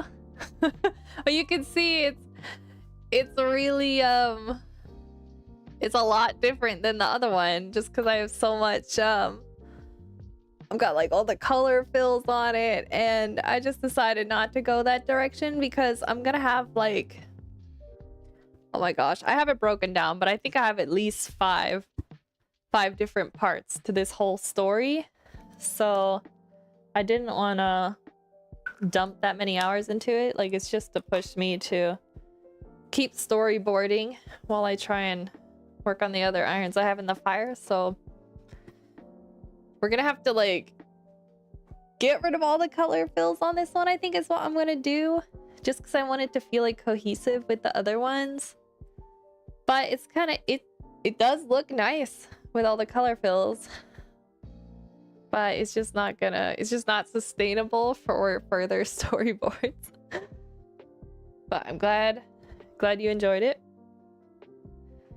That is Reggie Origins Part 1. And we're pretty much finished with Part 2, which is great. Let's see. What are we doing? We are doing... I open Photoshop again. We gotta crack open our artwork from the family recipes and see where we were. I can't remember if I was drawing the font or what. I can't remember. How many parts are there gonna be? You know, let me pull up. I have a Google Doc where I wrote the story in, and I can tell you what I have. I kind of like broke it into segments. Here we go, Reggie Origin Story. So let's see, this is 1, 2. I've kind of changed things around. Hold up. So I ended up combining, I think, these one scene. So it's looking like 1, 2, 3. I think I'll combine these two. It'll be 3, then 4, 5, 6. It looks like I have 7. It's gonna be 7 different parts. But that may change. I need to kind of like revise it a little bit because I haven't worked on the story since I think it was August. Yeah, last year's show. Yeah, we got a little... Summer was a little bit crazy for me, so I didn't get too much done on the boards. And so that kind of like put a little wrench in things. Thankfully, during the fall, I was able to get back into it. Okay, and then also, so after I do all of the origin story, well, good luck. It already looks great. Thank you. Thank you very much. Once I have more plans for it though, is I'm going to do like side shoot stories. So there's a song in one of Joe's, I think it's Horizons Volume 2. There's a song called Reggie and Regina. And so I want to make a side story about how Reggie meets Regina, the penguin of his dreams, but she wants to like run an ice cream truck, and so they can't be together. And so that's gonna be the story. That's gonna be like a little like, that'll be like a romance story, which will be fun to write, with definitely a lot of comedy mixed in because I love comedy. And then I want to do maybe some like, maybe like really short, like 30-second type clips of maybe like Reggie highlight moments on stream. So maybe I'll like steal some clips from Joe's stream and kind of like incorporate like maybe those moments in. I don't know, but I want to do stuff like that, like little side shoot stories. I'll call them like Reggie side quests, maybe. That'd be kind of fun. Okay, I gotta lock it in. Let me see if I can find... What was the file? Guys, I was working on the Silly Ducks, so I'll have to show you what I'm coming up with for next month. I think we were doing the sticky buns. We've pretty much finished the cheesecake one, but I need to get my mom to write some more details instructions on like what you're actually supposed to do for mixing some of the ingredients. And so we're gonna have to figure out how to reorganize a lot of that font. It's not gonna be fun, but you know, it is what it is. Okay, so looks like I got a lot of the base fills in on these. Let's pull up my Pura file with the recipes because I need to get the image. Where did I put that, guys? Oh, this looks nice. Thank you. I should show you. Let me show you more of what it's gonna look like when it's done. Where is that file? Because I have one that's pretty much finished. Well, the illustrations are done. I just have to... Am I blind? Why can't I see this? Here we go. Oh my gosh. Guys, I might need a third cup of coffee. Okay, so here's kind of what it's gonna look like finished. It has what I did. So for the font, I have my mom's original handwriting on the recipe. Let me see if I can find the recipe image. And so I traced over it so it would have her handwriting. And then we did like the illustrations of the cake. So I want it to be like functional wall art so people can hang it in their kitchen and like use the recipe, but also like for it to look nice. Recipe pages, yeah, not really like a page, but yeah, like wall art, a singular page. That's what I'm hoping for. But I realized there were some like instructions that weren't 100% clear, and a lot of my recipes my mom writes, like she already knows like what to do, so she doesn't write these things down. But like someone like me who maybe hasn't followed the recipe before will be like, well, what am I supposed to do with this part? And so I need her to like handwrite those extra notes in so I can trace over them so it matches her other handwriting. But I keep forgetting to ask her to do that. I'm like, one of these days I'm gonna remember. Okay. This file. And here. Here we go. Alright, because the sticky bun recipe, they're like cinnamon buns. We call them sticky buns. They have like no instructions. And so I need her to write all those. Yeah, let me show you. This is the recipe for the sticky buns. And as you can see, we have like the double recipe on the left because we double everything here. But I think I'm just gonna do the single recipe for the wall art because most people don't have a family quite as big as ours, so we're just gonna do the single. But yeah, you can see there's really no directions on which order to do everything, so I need her to do that for this one as well.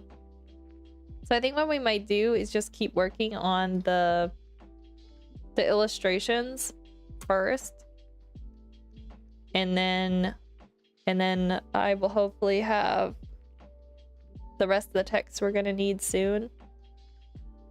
This is I think the border I had from the other one. Okay, so these are the textures. I think I turned these. Oh, that's not the layer I wanted. These need more color. They look a little bit flat. But I want to make sure. Ooh, I did not keep these separate. I have to make sure I keep these on separate layers. I did not stay organized last time and I really regretted it. I'm curious on your rendering technique. They look so edible. Yes. Okay, so when I've been working on these, I have been just like, I get so hungry. So I'm probably gonna be like going to get a snack or something in about 30 minutes because I do get hungry doing this food. Okay, so rendering technique on how I do these. What do I do? Not full hungry. Yeah. What do I do? You know, I'm just kind of like, it's muscle memory at this point. So let's just see what I reach for and then see what happens. I know I was using watercolor brushes I have. But these are just like ones Adobe gives you. I can kind of put my brushes over here so you guys can see. There we go. What brush was I using? I think I was switching between like, there's a couple ones. I like the, where did that brush go? I was using this one a lot.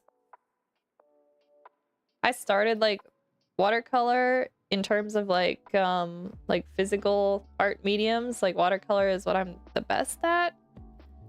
So I think I find myself reaching for watercolor brushes a lot. Yeah, but I do often turn off the, so some of them have like the multiply or hard light modes turned on. I usually turn those off just because the way I've kind of like learned to paint digitally is more like stacking colors over top, a little bit more like oils. So I use like, it's almost like I've combined the two worlds of like watercolor painting and where I'm like, I try to get the base colors in pretty light and then work to dark. But I also will kind of like build up layers in like kind of like like you would with oil painting. So I don't use a whole lot of the transparency, but I do sometimes. It really just depends on what I'm doing. But I don't have actually a reference for any of these. So I'm a little bit timid while I work on these. So I wouldn't say this is 100% of how I usually work. But this is how I work when I don't have a reference and I'm just trying to put it together in my head. This looks really boring right now, so I think I want to like give it a little bit more color. So I'm not sure how I want to start tackling that. I think I want to add more reds to it. Let me make sure I'm on the correct layer. This is the dough. Okay, here we go. This belongs... Let me make sure I think I need to rename some layers, guys, because I got a little bit disorganized. Okay, so that belongs there. I think it's time that I put them into folders. Oh shoot, I drew the butter layer. Oh no, wait, that's fine. I can go back here. This one can go in here. Do you sketch them before you color? Yeah, absolutely. I am like definitely a sketching type of person. Let me show you what I had before. I can't do anything without sketching. I don't know how people do it. Who, you know how like some people will just like go straight into painting? Sorry, I'm asking so many questions. I'm currently trying to learn my render style. Oh, got you. No problem. It's actually, I really enjoy like talking about what I'm doing because it helps me. It's almost like teaching in a sense where they say like if you teach, it kind of like teaches you at the same time, because I think I go on autopilot a lot. And so when I have to talk about what I'm doing, it's like I'm a little bit more conscious of what's actually happening. So these are my sketches that were underneath. And I'll paint like directly on top of these sketches. And if it's like, so here's how I had this is pretty much where I went in and I just started kind of like filling. And it's nice with the watercolor brushes with the like opacity is that you can still see your sketch underneath. And so you can make sure your shapes are all in place. Kind of get started with that. Yeah, that's true. I be enjoying talking about the process. Yeah. It's honestly a rabbit hole for me. Okay, so yeah, I just kind of like fill in over my sketches what I did. And I just try to like correct any of my mistakes. And then at some point, you know, you just keep like layering in. Like I knew this side was going to be shaded a little. I think this is actually darker than I already have it. Yeah, and then I'd want kind of like coffee in there, I think is what I did. Oh, I did a lot more turquoise. Okay, so there's a lot more turquoise, but you know, I hope this makes a little bit of sense. But I just keep layering, you know? And then we get lighter. And sometimes I'll change like my brush strokes. But I really just, I keep building it up. But I found like kind of like how they say you should start with like a toned canvas. I do something similar where like if I was gonna start coloring these cinnamon buns here, what I like to do is I'll grab whatever I think is like the mid-tone. So not the darkest darks or the lightest lights, just whatever like the average color or shade of it is. And then I'll just fill the whole thing in. So I just find that like that kind of helps me. I don't know, it feels less intimidating once you get like a base in. And then you can work on shading it some more. One thing I noticed with the food is use like warm tones. Sorry, I'm losing my voice. Okay, so when you layer in, you go by shadows or lights. I usually go shadows first. I will save my highlights until the very end because when I first started painting, I would usually start doing highlights like right after midtones. And I just have a tendency of going like ham with highlights. And then it's like way too much. So I've been trying to like teach myself to first go from midtones to dark. And granted, like this may not be like how it should be done. I just do it this way because it just kind of works for my brain. But I usually go midtones to like darks. And then I will start to come back up once I establish some of my more like darkest dark tones. That's it. And then I probably went, trying to think what I did. I did this probably close to a month ago. I also like to, these watercolor brushes are really great for like glazing or doing washes. So in like oils, you can like thin down your pigment with like with your oils, like linseed oil or whatever, and you can create like a glaze. But in like watercolor terms, it's just like a wash of color. So I found with the food, it's kind of, if you layer some like higher saturation, it gives a little more like dimension. Makes it look more tasty. But yeah, that's kind of what I did. Let's see. Let me put these layers back on. So we're getting organized here. These ones belong in this group. That is the rolling pin.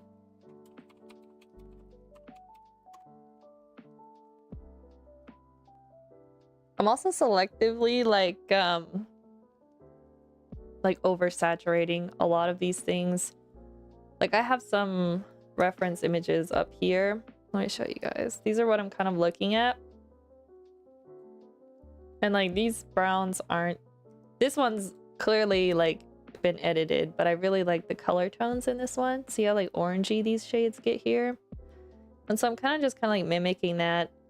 I think you often see people like when you're editing like photography wise, like food photos, they usually up the saturation just to make it look more delicious. So I'm kind of doing the same thing when I'm painting. What is that brown pastry thing? Like which one? Wait, sorry, I'm not sure how long the delay is in the my Photoshop that I have open, or this this like board thing I had open here. Put this back here. Okay, this layer goes in here.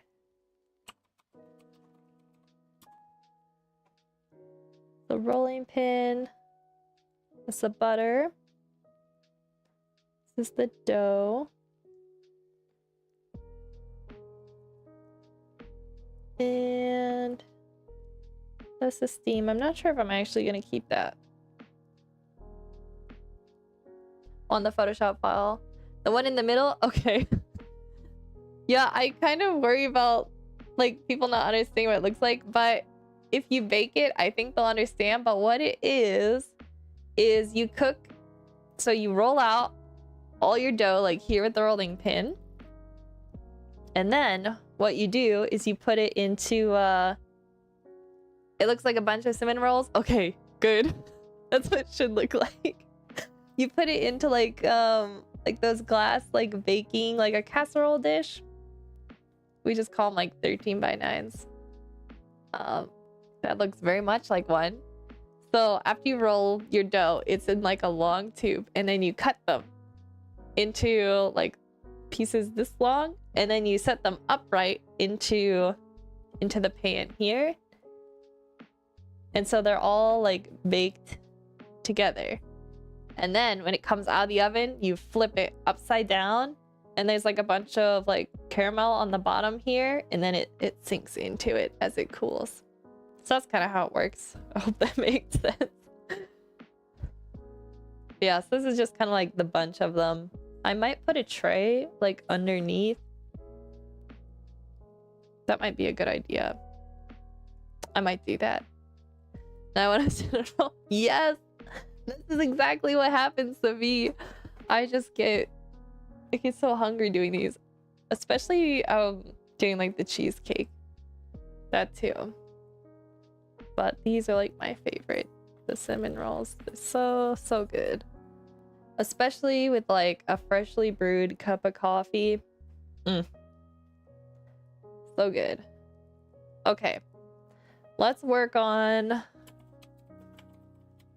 the dough a little bit here. I think I used this brush a little bit. I just turned off. I don't like the linear burn mode.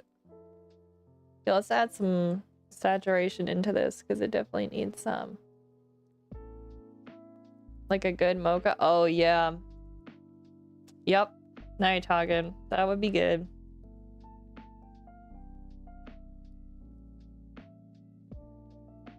I had to like beg my mom to make these again. Alright guys. I think I need to look up a reference. I'm feeling at a bit of a loss on how I want to do this. What do I Google? Like dough being rolled out. I was like, those kind of boring looking. It's just kind of, it doesn't have anything yet. So it's not really glossy. You know what I could do? So my mom puts like the cinnamon and butter on the dough once it's rolled out. So maybe that could add like some gloss to it and some color variation. Rather than just having the dough rolled out, we'll have like the cinnamon and stuff on it. Let's do that. Let's see how we want to do that. Okay. How do we do this? She usually doesn't bring it all the way. Oh, I'm not even seeing anything on that layer. Let me grab a better brush.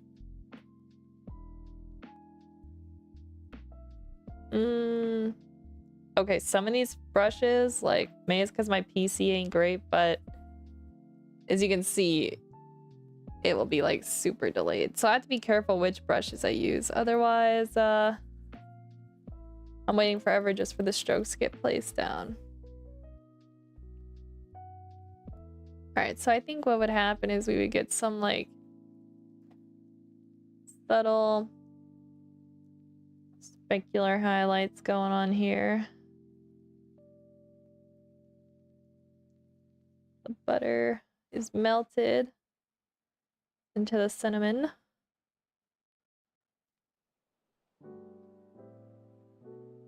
It updates a little bit. Now I know I said I don't usually go into my highlights, but I'm contradicting myself now. I am now doing it. So, you know, take what I say with a large grain of salt because I really just change depending on whatever I need. I think we would probably get some like random highlights in here. Can you guys... These are really subtle changes. I want to make sure you guys can even see these. Let's do maybe like this shade.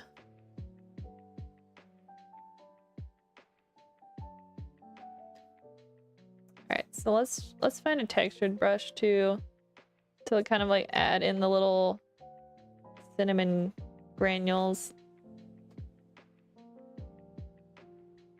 Let's see, something. No, not that one. Oh, I don't hate that. That's probably a bit too. Oh, actually, hold up. I think we're cooking, guys. That looks about right. I'm just going off of like memory of how I remember it looks. My mom does it. Because when you sprinkle it on, it isn't perfectly distributed all the time. You know, there's that little bit of human error because you're just spreading it on with your hand. So it kind of comes out and it'll be like, kind of like lines. Let's give it a soft. Also, I love these brushes have some nice like paper texture, and it goes well since I already have that texture over top. Okay, this is the cinnamon layer.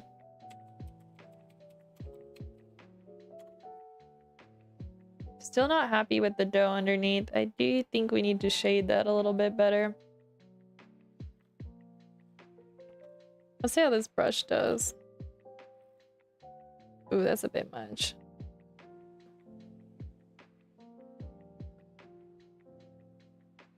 It might be more interesting. I don't have time to do it today, but I typically do like paint studies recently, and I feel like that shows a little bit better how I typically would paint, especially since I have like a reference. I'm a lot faster when I have a reference. So I feel like it might be easier to see how I usually end up layering things. I feel like digitally I learned a lot from, I don't know how to pronounce his name actually. I think his name was Scott. Something with a K. Hold up, let me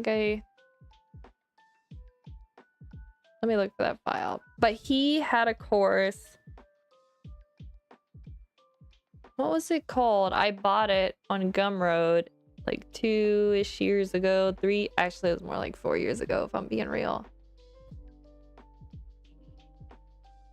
What was his name? But he had a really, really lovely way of working digitally. I just loved how he layered and colored. And the way I do it now is like, I would say like 95% of how he does it. Where is that file? No, it wasn't Scott. It was Trent.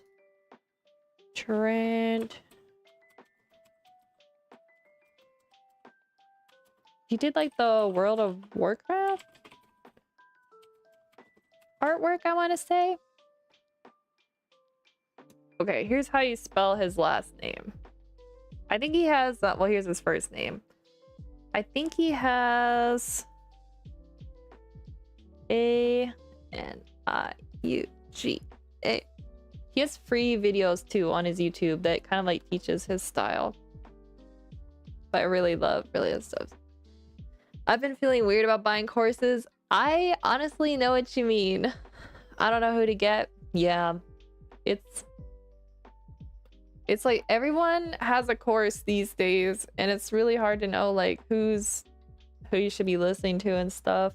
I bought this course before it was like everyone and their mom was doing courses, so I didn't really think about it too much back then.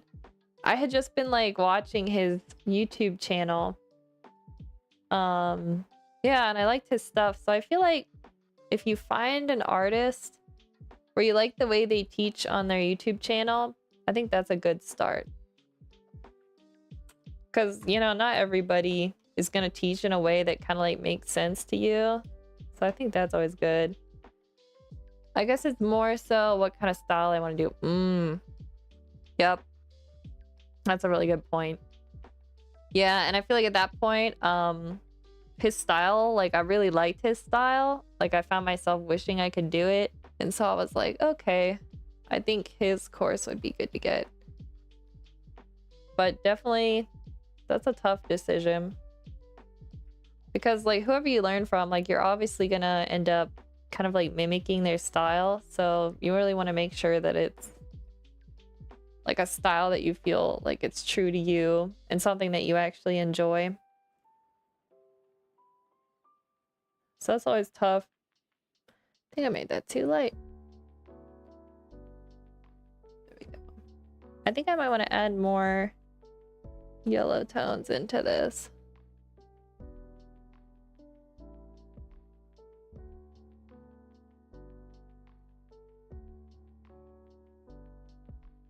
Just giving it a little bit more shape. Let's do a little bit lighter up here. Brush this in. Because the dough doesn't get too dark. My mom likes to usually mix, I'm not sure if it's in the recipe, but she does sometimes mix like whole wheat flour into it. And it will change it just a little bit in shade.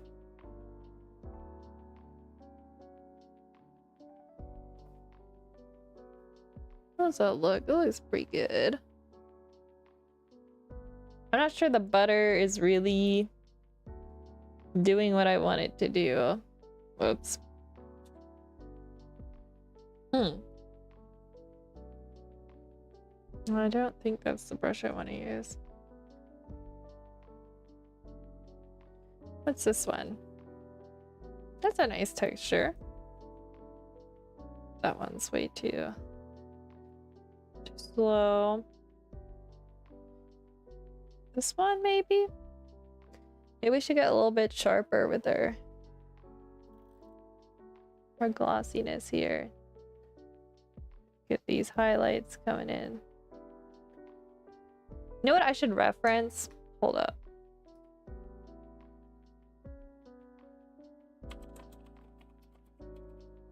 Maybe I can look for like... this isn't what I'm looking for. Because it's not cooked yet. Not many people have pictures of... It almost looks like, you know how they'll... Oh, here we go. This is kind of what I was looking for. You know how you can do like an egg wash over bread to give it like that, like crunch on top and the browning color? I think that's what I'm gonna reference.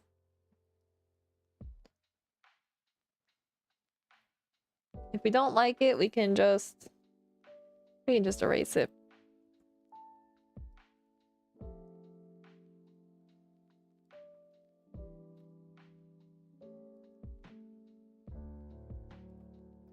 Let's just kind of build these up. I think I'm being a little too timid about putting these in. Remember that I can always build off these layers. And how's that looking? Maybe not. Maybe yes. Let's add a little color in here. We might have to add the cinnamon back on top. We're kind of burying it. I think we need a little more highlight too, right here on the edges. We usually roll the dough out fairly thin too. Gotta make sure that it doesn't look too thick. Might confuse people when they're trying to do the recipe.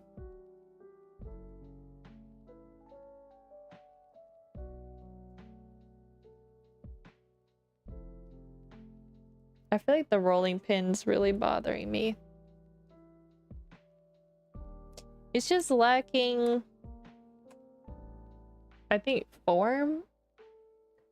We definitely gotta work on that.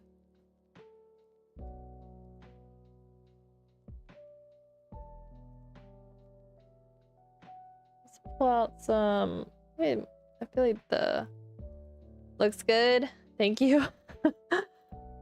I feel a little off today, you know? You know how some days you just don't feel like with it? Where you're like your mind and your hand are just not connected? That's kind of how I feel today. But it's really like my first day back to streaming for a while, so I think I'm just kind of transitioning back into getting back into it, you know? I'm gonna have to ask my mom to make these just so I can get a reference photo. Cause it just doesn't feel... Oop, that's too orange. Definitely a lot of like color variation goes on, but probably not as much as I think. Add a lighter color to the top maybe? Yeah, I think you're right. Maybe add more dark to the bottom and the handles too. Oh yeah, on the rolling pin. I think you're right. I think you're right. I need to do that. All right, let's... Maybe I should just stop on the dough and tackle the rolling pin a little bit. All right, let's do it. I think I want to make it a little bit more red. Let's choose a better brush because I'm not in love with this one. Where is that one I was using? Oh, that's a fun texture. That's not what I want, but that's a nice one. I want something with softer. That's kind of nice.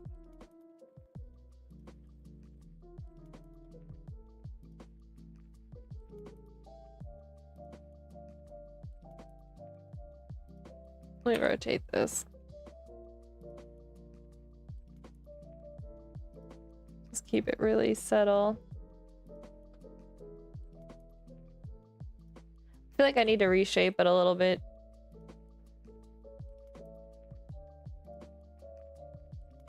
Oh, it's on multiply. No wonder. I'm like, why isn't this layering?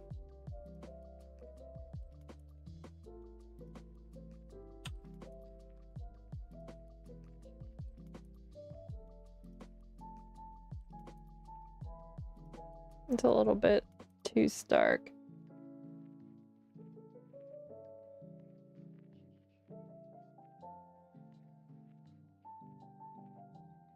I think we're gonna add a little more red tones into it. I think we just need to darken the whole thing up a little.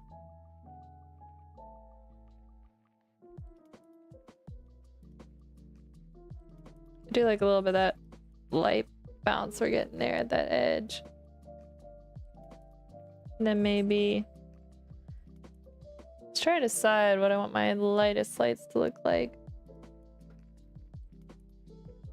Oh, it's too saturated.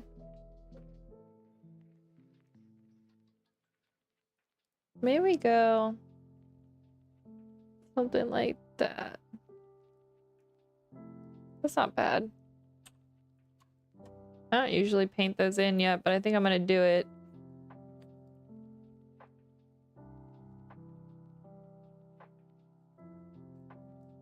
I think we would get on the very top part, and then also I think what we're gonna see is a little bit in this mid section.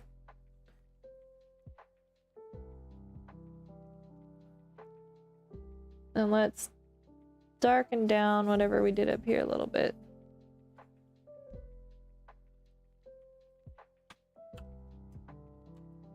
That's better. We gotta work on the blending, but I think I kind of like what's happening. Let's darken up the underside more. A little bit darker than that. And, you know, maybe I need to soften these edges. Like, maybe not such a hard transition into the dough because it would cast... Oh yeah, much better. Yeah, good call. Good call. Let's go into the... Let's add... rolling pin shadow. Let's do a shadow layer under there. Because right now it's just floating in space. Which does not spark joy.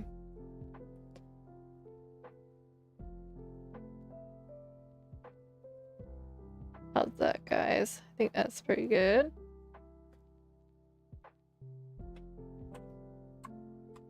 Maybe we should get a little colorful and... Hold up, I got an idea.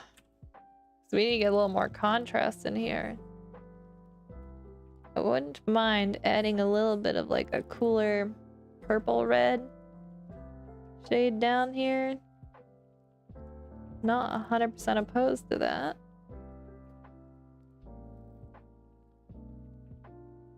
Let's soften that edge into there. See how that looks. I like that. I like the color variation a little bit better. The handles look like trash, but we haven't done anything to them yet. Let's address that issue. Also, I think I need to turn off the sketch. I can't rely on that any longer. I need to let go of it.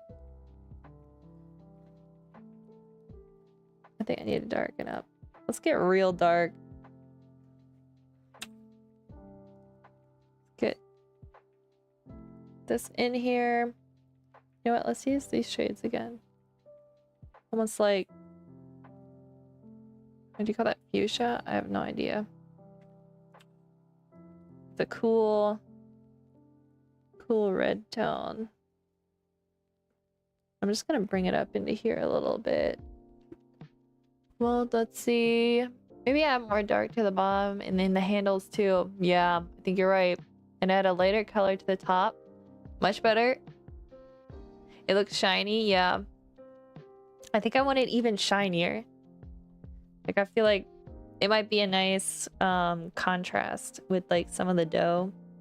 And I feel like I'm also gonna put in some more like shine on like the cooked ones down here. So I think if we add even more shine to the wood, maybe it'll help like keep that harmony. Let me look up a rolling pin image and see if I can mimic the highlights on that. Something that looks similar to my scene, ideally. And there's some like nice rolling pins. I think the one we've had was like my great grandmother's at some point, or no. What order does that work in? My great grandmother. That's the order. I think it was hers originally.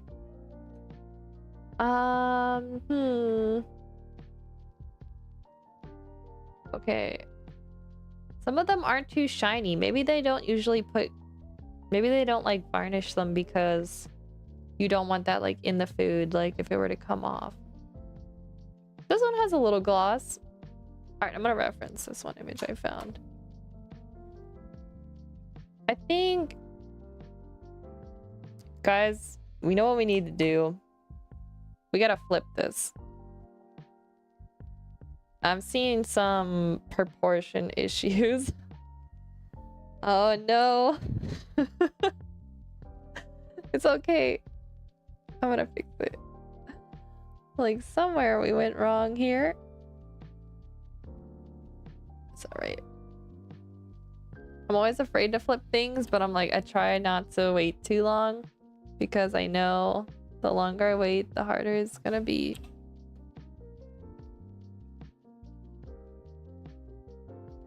Let's add a real strong... Oh, you know what? Maybe I should add the highlights in like textured lines to kind of like mimic like the grain of the wood. I see it. Flipping is so important. Yeah. Flipping. Okay. I started doing that a lot when I did portraits. And the way when you like flip a portrait, it breaks your heart because it goes from like, oh, you know, I'm not doing too terrible. And then you flip that thing and suddenly like one eye is this big and the chin's all wrong. Yeah, so my portrait ears have taught me to flip things but I have not gotten used to like the trauma that is brought upon, because you start feeling confident and then you flip things and it just totally, it looks totally different. All right, I think the problem is the handle needs bigger on the, I like the size over here, so I think I just need to make it bigger on the other side. Let's just use like a fill color. Let's measure that actually. Yeah, that length probably brings it about right.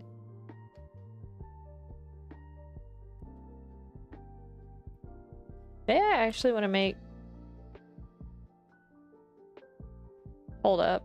Here's a good idea. I got an idea, guys. Since I can't draw a straight line, let's leave this. Oh, I have a pattern fill on that. I don't need that right now. I need a color fill. Actually, let's make this darker. Okay. And we're just gonna shrink it down a little bit. Will it let me? It will. Okay. We're gonna say this is the line we want to follow. Let me hide this so we can see it. Okay, this should help me. These are like training wheels for me. See what I was saying earlier about being terrible at perspective? Yeah. We're gonna have to do a lot of practice on perspective. Also, I think I went to taper in a little bit more.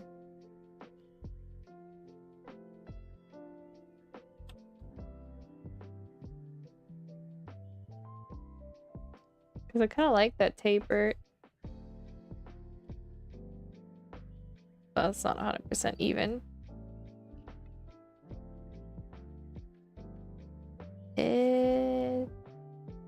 Oh, there we go. I think we're getting too much of a tangent here anyway, so it's probably good that I think this is too long. Because we're not seeing... Well, actually, there has to be enough room for the hand to be able to hold it.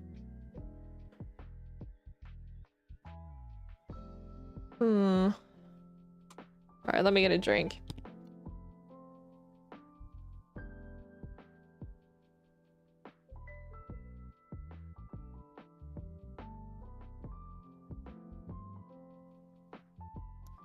I think this is helping.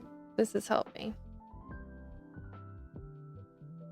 I'm getting a bit illustrative here, where I'm starting to do like almost line work.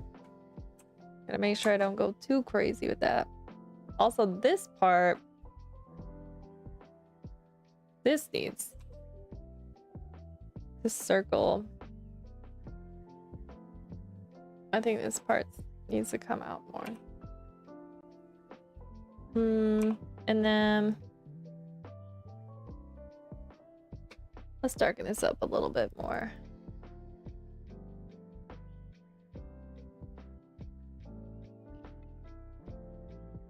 Okay. And we're gonna fix this side over here. You know what? I just feel like it's blending in too much. What if we just play with the hue a little bit here? Okay. Before, after. Wow, that is really subtle, Emma. That barely changed anything. Maybe we should just... Should we darken the whole thing? Like, maybe a darker color would be nice. No pun intended. Would you like a darker... Like, I feel like it needs that contrast between it and the dough. So let's work off of that. Because I think I like the darker rolling pin better. Just looks nicer.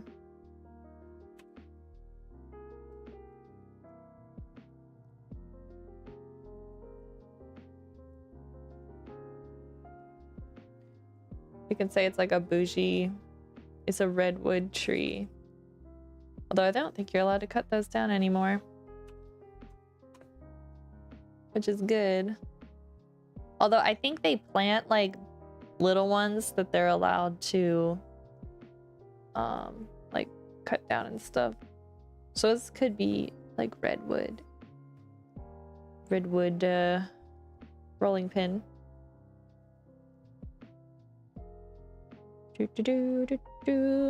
Oh, guys, I just zoomed in way too far. I feel like we're making good progress. I do think I might want to just step away from the rolling pin for a bit. Sometimes it's good to just let your brain stop thinking about something for a while.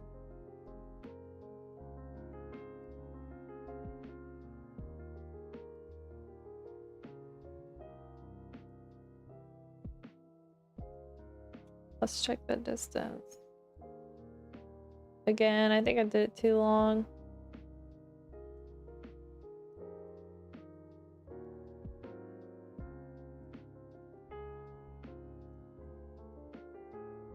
There we go. All right, let's just put that one on hold for a bit. Let's flip it back around. There we go. Which one of these do I dislike the most? I think the pot at the top needs a lot darker. Yeah, it's the pot pill. Okay, pot shading. Trying to stay organized. Let's look up a reference again. I think they call this like a saucepan actually. This one's a nice reference. I wanted to get a little like more colorful than what I had seen. And that's how I ended up with like the turquoise shades, because I kind of pulled that from the cup down here where I wanted those to match. Thought I might give it some balance. But we do need to darken things up a little bit. Oh, I don't like that brush. Nope, not that one. I think I really liked this brush. I think this is the one I was using. Oh, multiply needs turned off. Let's darken it way down. Because it's way too bright. I went a little crazy on the lights.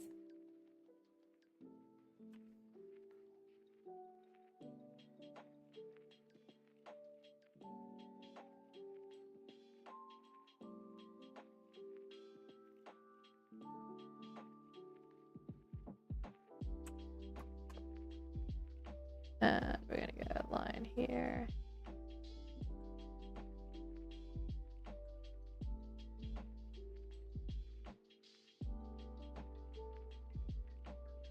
Let's grab another shade. Kind of like these purple tones. Oop, too purple.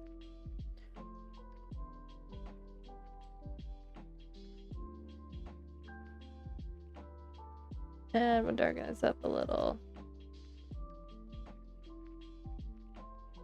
So what I was doing here with like the orangey shades is I think I was trying to do light bounce, but it was before I had fully decided on the color the butter was going to be. So I think I need to lighten that up and match these shades a little bit better. Let's color pick. There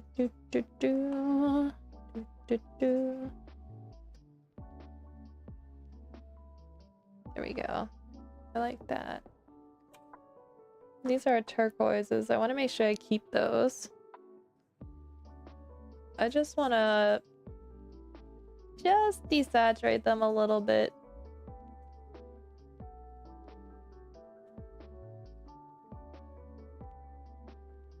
Just because I think I went a little too crazy.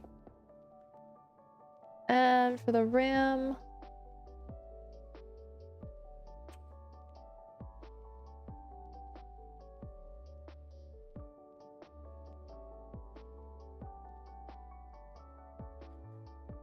let's blend that out. I think I'm going a little too crazy with color. My old watercolor teacher would be proud, but I think there is just a little bit too much color. I was way too timid back when I took watercolor lessons, and I barely used any bright colors. So she was always trying to encourage me to like be a little bit more brave, but now I've gotten way too brave.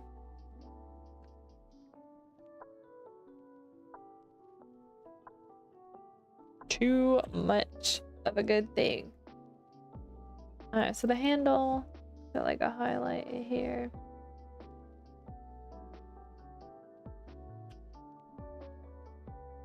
Maybe we need to turn this thing, we need to flip it like we did in the other one. I think that might be a good idea.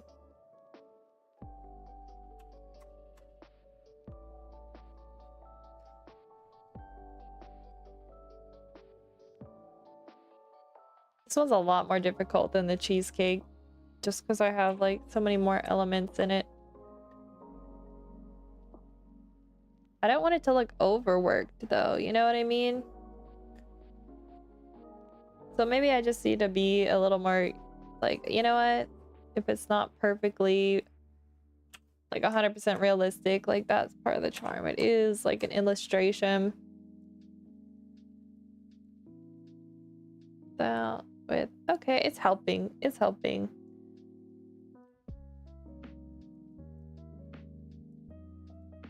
But something doesn't look right on this side. I think I need to lower that.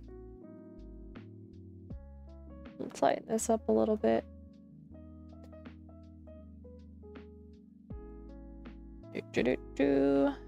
I'm just gonna add in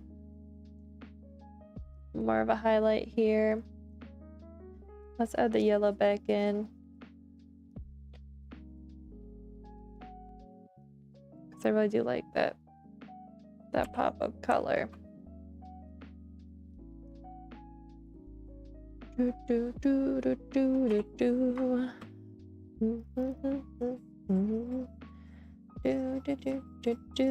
My room is getting really dark. I'm gonna have to turn on another light. It's nice though, the sun is staying up longer. So we're getting closer to, I don't know when time changes. I need to look it up. Give me something to look forward to. I always like it when the sun's up longer. Because I am not an early morning person. I aspire to be, but my body says otherwise. This morning though, I was smart. I put my phone like on the other side of the room. So I had to crawl out of my bed to stop my alarm. Even though I did sleep through it for probably 5-6 minutes. So I kind of feel bad for the rest of the house. Let's listen to it, but it's the only way I can get myself out of bed. I need like one of those beds that like eject you out. Well, it's even harder, you know, because it's cold, you know. And so when you're nice and warm, you really don't want to get out of bed.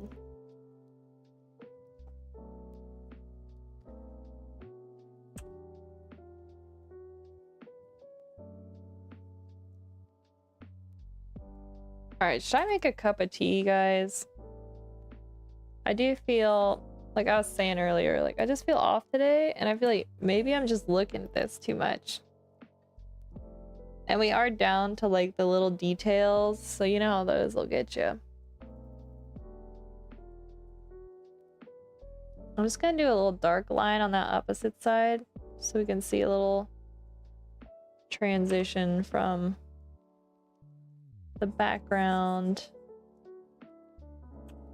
into the pot.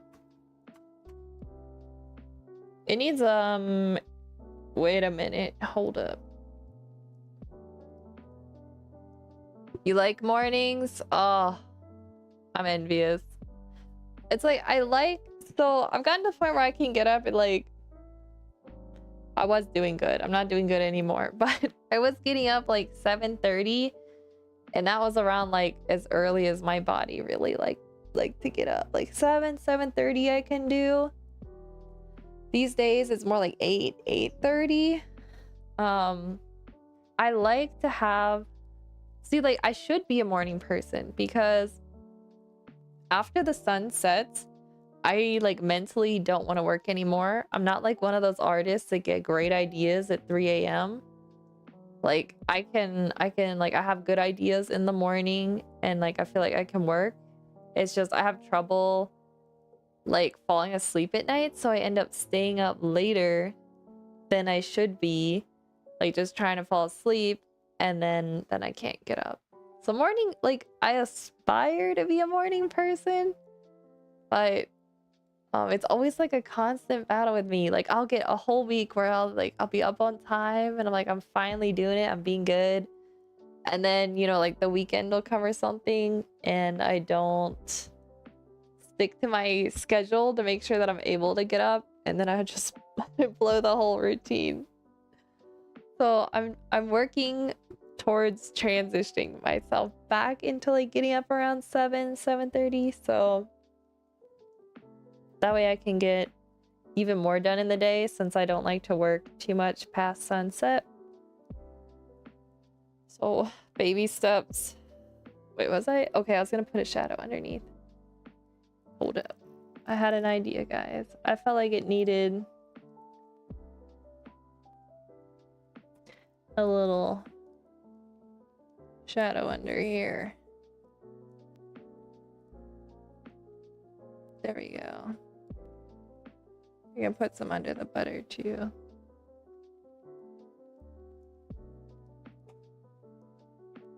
That might have been too much. You get that? I try to get some good sleep. Yeah. Sleep is so important. And I used to be like a night owl, but looking back, like it definitely took a toll on me. And there are some people who don't need much sleep, but I'm one of those people where like if my body had it its way, it would probably get like 10 hours of sleep.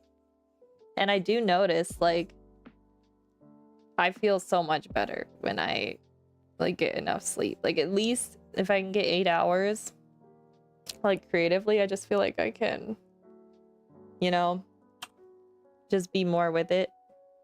Which might be why I'm not so with it today, because I didn't get that much sleep last night because I was forcing myself to get up on time. So that could explain it. But yeah, good sleep is definitely important.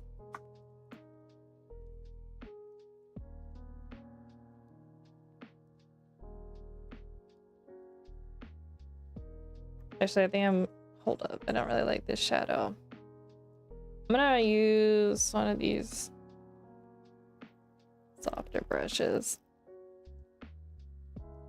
and just kind of erase out the shadow here. All right, maybe I make a cup of tea, I come back. Oh, actually, we need to be, it's already 5. What was on my to-do list? Oh, we need to add, so last time I was streaming, I think I just finished up the line work for the children's book I'm working on. And so what I need to do is add in the text, and we finished the text on Tuesday. Was that yesterday? Yes, it was. We finished the text yesterday, so we need to, I say we, but I had Sarah helping me do it, or she actually mostly did it. I have Sarah like fix all the grammar mistakes because I am dyslexic, and so I can't be in charge of that. But she was kind enough to do all that for me yesterday, so it is now ready to add into the book. So guys, it might be a little bit boring, but what we're gonna do is figure out like which text belongs on which page and just kind of like positioning, because I need to have the text positioning figured out before I can start coloring the illustrations. And so that's what we're gonna do. So I'm gonna get tea, and then I'm gonna come back and we're gonna work on that. Let me save this file. I think the rolling pin is looking better. I'm glad I darkened it. The pot is also looking better. I think the butter needs darker, like it needs more contrast. But we can work maybe on that tomorrow. I'm gonna create a list of what I should probably be working on tomorrow. And then we'll see where we go with that. But I will be right back, guys. I'm gonna get some tea. The pot is glorious. Thank you. It's coming along. Okay, I'll be right back, guys.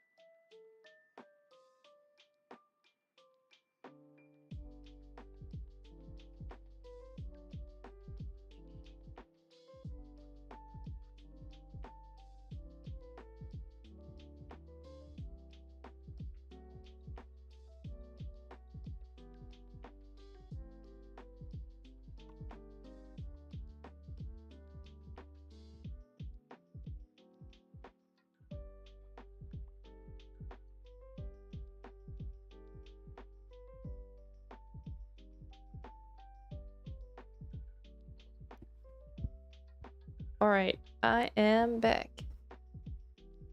Guys, I'm fading, and I'm fading fast. So we gotta keep going. It doesn't help. I got tea, and the only kind that we have that I like, because I'm trying to avoid any teas with citrus in it, because the acid is not good for my teeth. Only one I had is called Sleepy Time tea. I honestly haven't found that it makes me sleepy. Welcome back, thank you. But it's definitely not gonna wake me up. There's no caffeine in it. So I'm hoping my cup of tea doesn't just put me to sleep while I'm trying to put the text into this. Let's find... Alright, Google Docs. Not my phone. Every time I say Google, my phone turns on. Okay. Is this the one we did?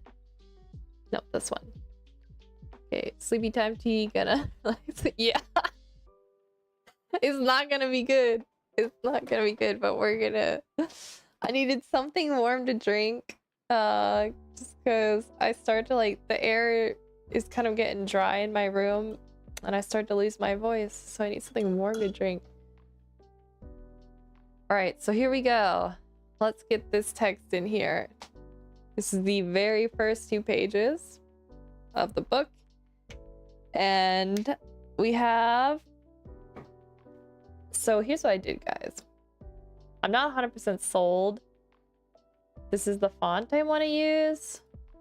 Let me name this. So I actually created my own font. But I'm not 100% sold if I want to use it. So that's a decision I should make now. I probably should have asked for some opinions on if Sarah likes the text that I chose, the font. Let me show you guys. We're gonna make it this color. All right. So clearly the font needs larger. I think what I need to decide is how much text do I want on this side of the page? How much do we want on the other one? Right now, I think this is how we had it before.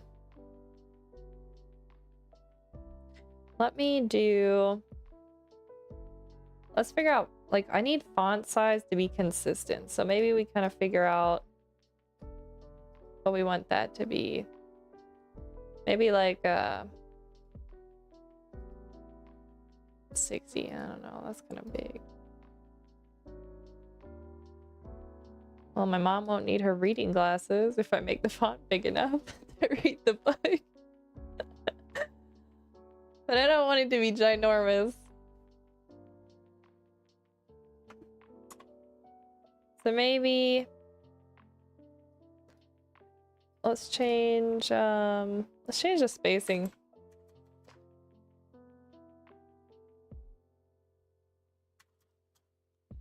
I don't know why it's being problematic today.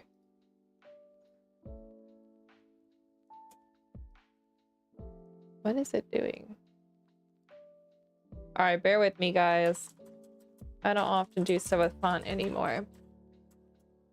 I used to do a lot more graphic design stuff. Okay. Hold on, let me pull up Canva because I have my original. No, it signed me out. Why? All right, I gotta log back in. I had the original kind of rough idea where I wanted the text to be, so I'm just gonna reference that. Pull this out of my tea. I don't want to steep it too long. Try not to spill any of this on the floor.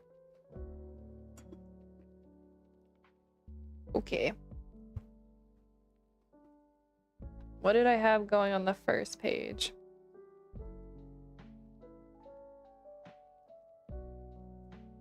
Looks like I kind of fit it in tighter, actually. This is how I did it originally. We have Sammy and Figgy. Oh, well, we kind of changed the wording. Game best friends. What if we did like...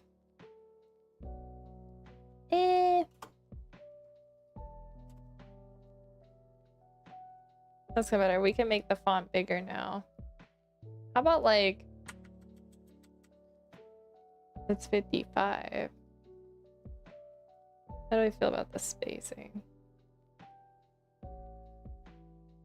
Maybe I shouldn't get too... Maybe I should just... Maybe let's just dump all the text in and then worry about placement. Maybe that's what we should do. We have like a generalized area, but we can tweak it later. Okay, so let's copy that. And here we go. They're best friends from the moment they met. They had so much fun. That's my reference. Making jokes and talking together at school.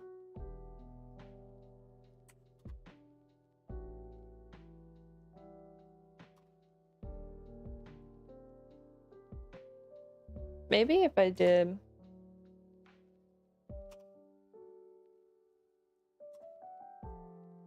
I should probably reference some children's books that I have on my shelf. Alright, we're not gonna get too... I gotta keep reminding myself to be like, Emma, we're not getting into the details. But they had one big problem. Dum dum dum. The suspense.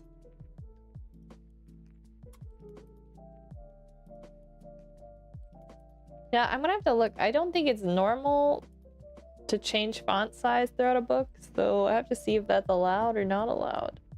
This is my very first time, so I'm gonna be probably making some mistakes, but live and learn.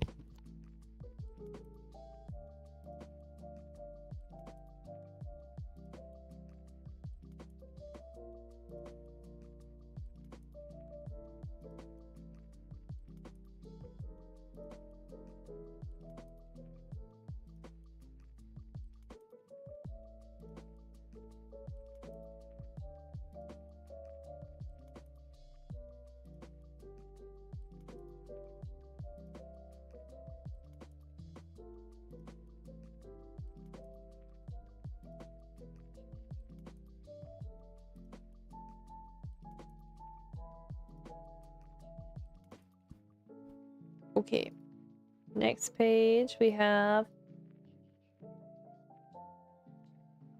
we changed the wording a lot here.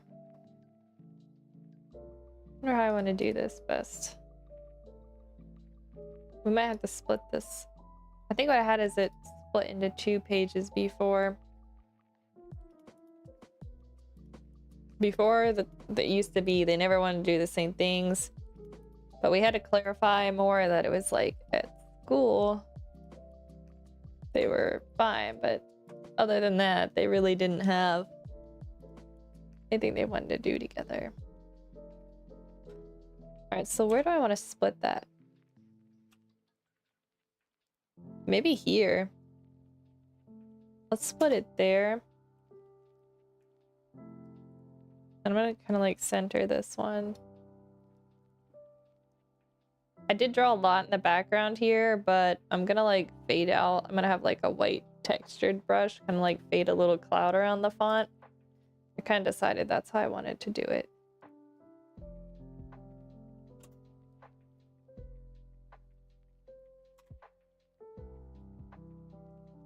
Alright, this is good enough for now. Alright, now we need to pull up pages. See, this is 4. Pages 3 and 4. So what I did is I broke it into pages, like 4 pages each file. That way one file wouldn't get too big, and if we lost one, it wouldn't be the end of the world. You could just redraw one. Is this a children's storybook? Yeah, it is. It's kind of like a little passion project of mine. I've always wanted to like illustrate a children's book. And so I'm kind of like doing it with my best friend. And we have been working on it.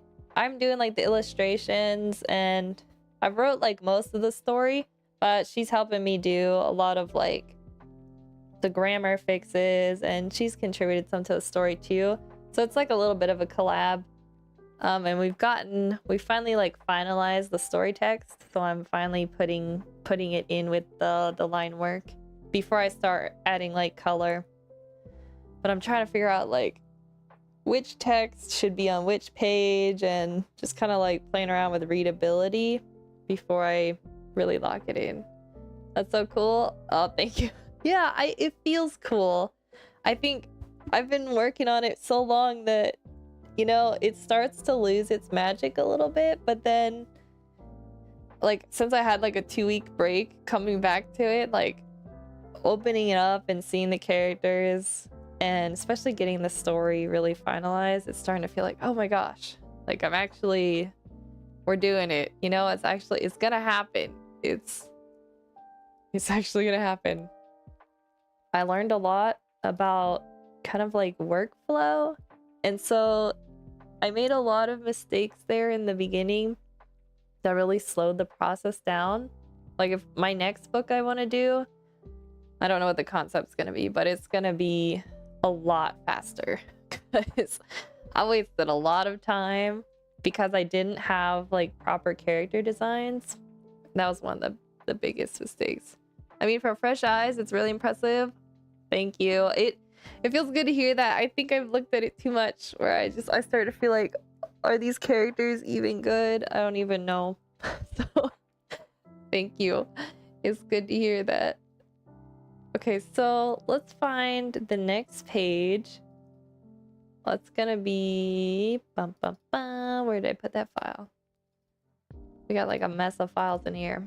Okay, pages 5 to 8. Loading. Okay.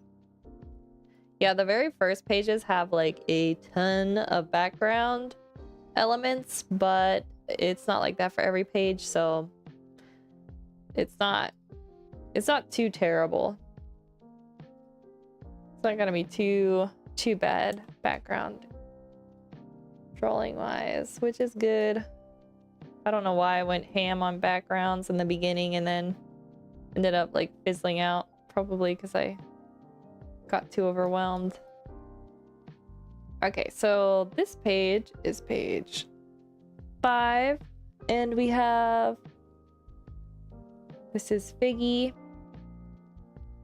Let's see, let's put in, why won't Sammy go sleepover parties with me? I think pillow fights, playing forest and games with friends are so much fun. Okay, let's separate this into,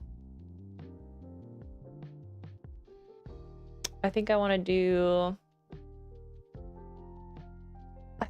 here to this question mark. And then I'm gonna put the rest down in the bottom left. I might adjust these a little bit more. Actually, we could probably fit a little bit more in here.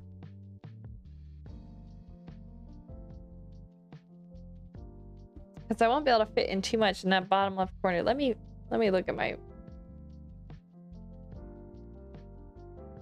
Alright, I fit a lot more text in that top part in the original one.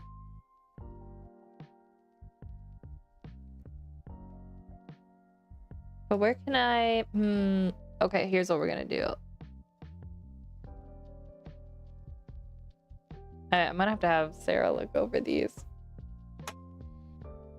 once I have them put in, because I really want to make sure that the readability is there, you know, where it needs to flow. And so what I'm gonna do is like, I'm putting this all in together, and then I'm also gonna send it to my aunt, who is a teacher, and I think she teaches like, is it first and second grade? I don't know, but like young kids. And so she's gonna put it through the true test. I'm actually a little bit terrified. Because if the kids hate it, that's gonna be a little bit, it's gonna be a little bit sad. But you know what?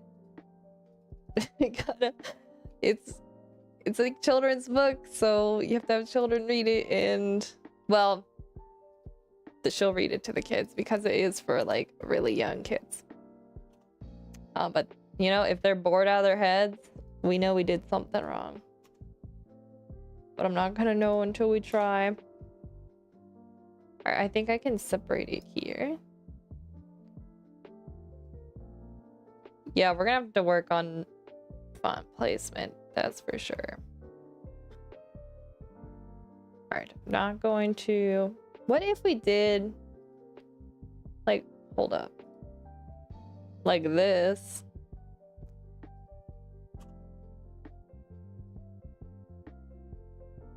That's a little bit better for now.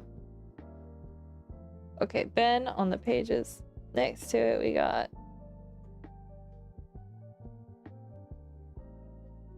Let's see, let's reference my original one. Good idea, that's a great test. Yeah, it will be a good test. I just need to have the courage to send it.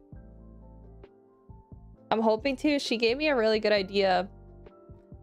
She had like the idea, like when I had the book finished, to like, I've seen people make like read along versions that are like a YouTube video for children's books, in case, like, I guess if you don't have time to read to your kid, or you just want to put something on for them to watch.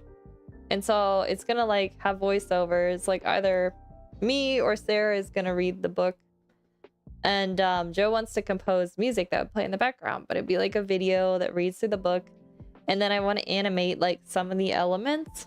And so like maybe I would have like, just not like a ton of animation, but just like slow movement to kind of like make it a little more entertaining. So maybe I'd have like the rabbit like moving as he's jumping off the armchair, or I don't know, like maybe Sammy's like moving his arm a little here where he's building his little toy car. So just kind of like things like that, I think might be another like fun way to have the book, like rather than like the physical one where it's still like, if it's the version that's like read to you, have a little bit movement, might make it a little bit more entertaining. I'm like hoping to do those kind of things with it. Oh shoot, I just realized something. We added a lot more text. Alright, this is gonna change things a little bit. We can work with this. I think we have to combine this text back up with this one.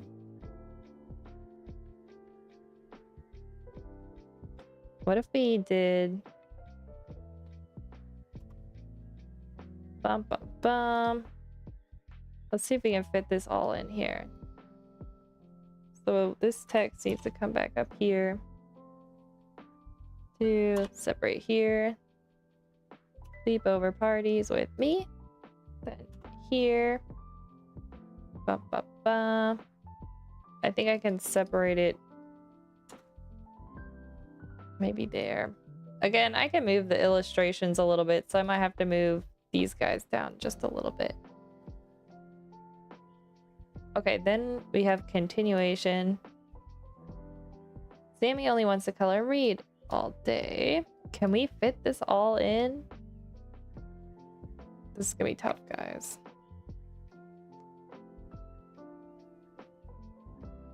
Comma. Maybe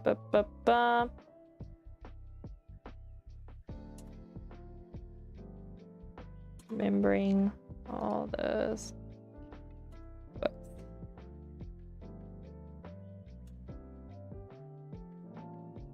This is tough. We have a lot of illustrations on this page.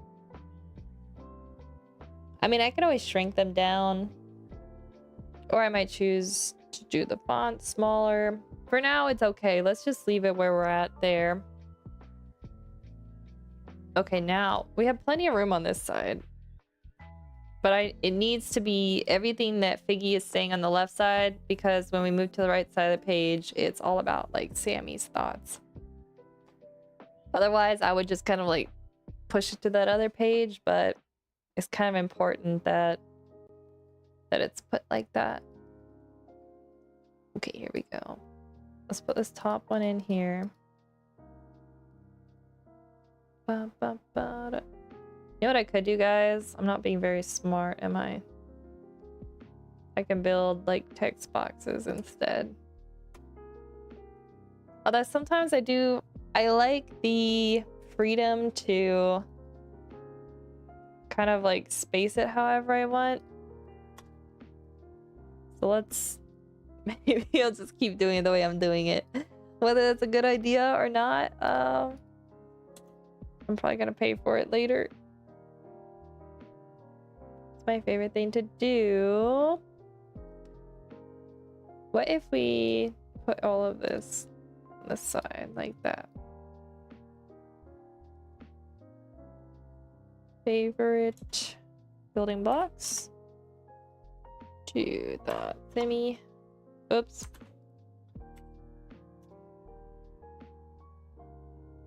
Then what if we move it upwards a little bit?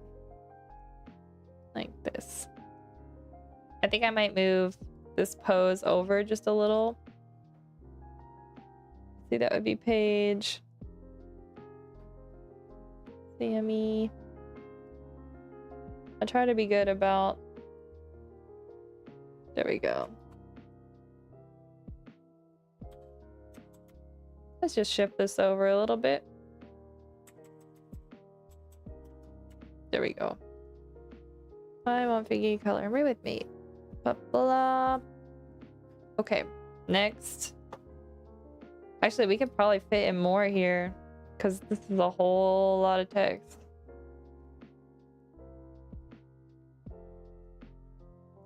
Although I don't want to go too crazy with cramming it in. Like, I have the space. I might as well use it.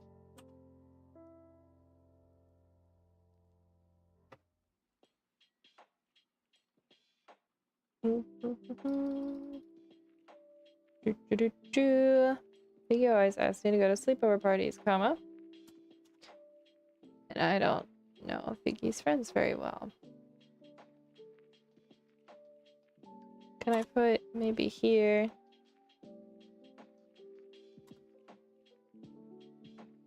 No, I don't know if I like that spacing. What if we did...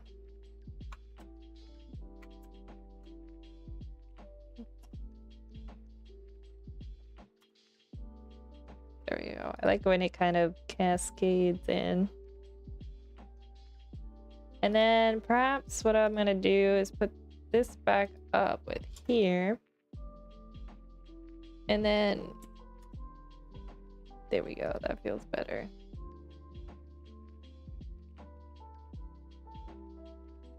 And next one. I feel like this is probably really boring to watch me do, but this is like a necessary evil for this. I'm like, I need to get this done because I really want to send it to my aunt as soon as possible. So I was like, I'm gonna make you guys watch me do this. I'm sorry. But the sooner we get it done, the sooner we get to actually illustrate. Which is what I'm actually excited about. Because I am really excited to color all of these.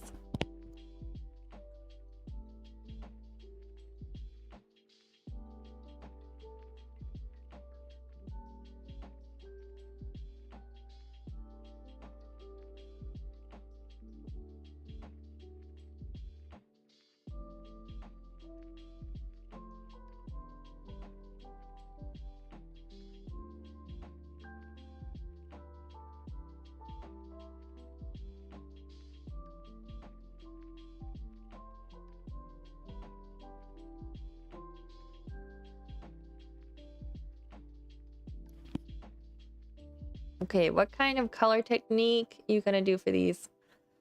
That's a really good question. I think it's gonna end up, like, technique-wise, it's gonna be pretty similar to how I was doing the recipe art earlier. But what I do want to do, I'm trying to think, because I really want to make sure that like the colors are all like really, like the theme and everything's like really cohesive throughout the book. So I'm thinking what I might do first is make like little like thumbnail, what's the word I'm looking for? Like thumbnail color fills of all the, like each page, but I'm gonna put them all into one file so they're small and so I can see them all together. I think that's what I'm gonna do. And then I'm gonna use those like really large color fills and just start like rendering them down slowly, more detailed and more detailed. So I don't know if that makes sense, but I think that's kind of what I'm hoping to do, is just keep it really like simple, especially, well, like these don't really have a background, but the images like over here, like I think what I would do is like I'm gonna take screenshots of them and then I'm gonna keep them really small, and then I'm gonna get my like color brushes in. Probably gonna end up using some type of watercolor brush, and then I'm just gonna start like blocking in like the colors, so you know, trees, and just try and like come up with like a color palette for all of them that's gonna be really like cohesive. Like maybe the greens are usually always this shade. I have to come up with the little bird, the main character Figgy, is yellow, and the little character here is a mole, and they're, oops, let's see how they're like a purplish gray color. And so I'm kind of like playing off these like contrasting colors. And so I wanted to have like contrast, but also harmony. So I'm really making this a little tricky for myself. If I'm being honest, I haven't 100% figured out how I'm gonna do it. Just kind of like, I've thought about it, but once I think we get into doing it, how I end up doing it might change entirely. So I'm gonna be doing it on stream if you're interested to see what technique I end up doing. Yeah, just keep tuning in and you'll see whatever ends up happening. But right now, that's how I'm thinking I'm gonna do it. Or I just want to like, I want to block it in with large colors, make sure each page in the book has like a harmony to it, and then just start going in further with details. I think that's what I'm gonna do. I'll try to join the next stream. Okay, sounds good. I may not be illustrating yet next stream, so maybe next week because I still have like a lot of text I need to add in, and then I have to send it and see what my aunt thinks, and then if she says it needs changes, I'll have to make those. But as soon as that's finalized, which I'm hoping to have by next week, then we'll start illustrating. So yeah, maybe can't guarantee we'll be doing anything fun tomorrow, but next week, hopefully. That is the plan, because I'm actually dying to finally illustrate. I'm tired of doing the boring stuff, you know? Okay, so this is page 7 and 8. Okay, let's get this font in here. Although tomorrow I'm hoping to do at least one like paint study. So that'll be more fun to watch for sure. It's honestly more fun to do. But I definitely need to be, I gotta do the things I don't want to do, which is definitely putting in all this text. Biggie and Salmon decided not to be friends anymore.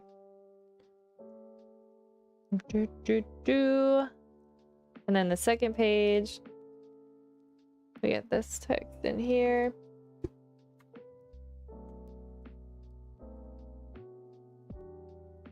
want to space this.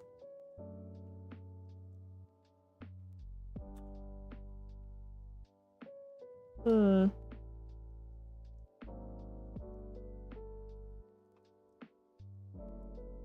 I think I just put it. I did separate it. Some pages I'm like cramming text on, and then other ones I have so much space.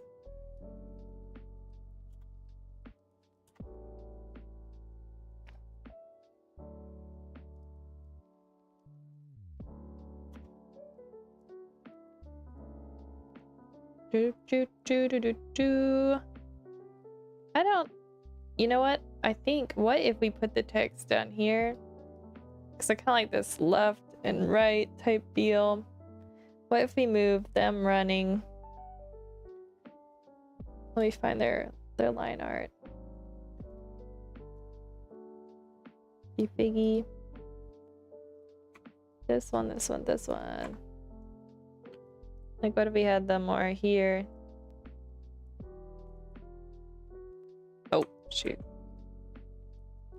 Why do I always do that? Okay, here we go. We'll put them there, and then we're gonna have these guys a little more over here. And then I'm gonna fit the text in.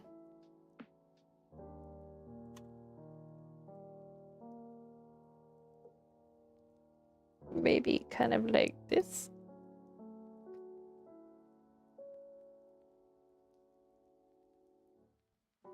Maybe. Not 100% sold on this. That's okay. That's good enough. All right, let me see. Make sure I have these saved. Oh my gosh, it's already 5:47. Time's going really fast today, and I'm working really slow today. This is not good. All right, next we need pages 9 and 12. Let me get a drink.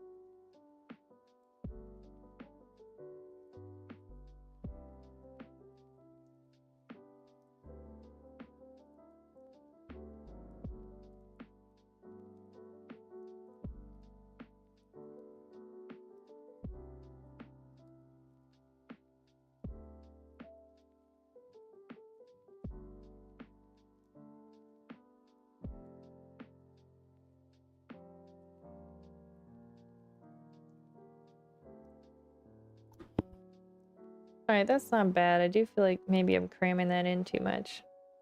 But we gotta fit in, because then Figgy replies, and I think I want to have it line this direction? Question mark? Do do do do do do do. That sounds fun. I'll be there. But Sammy doesn't like.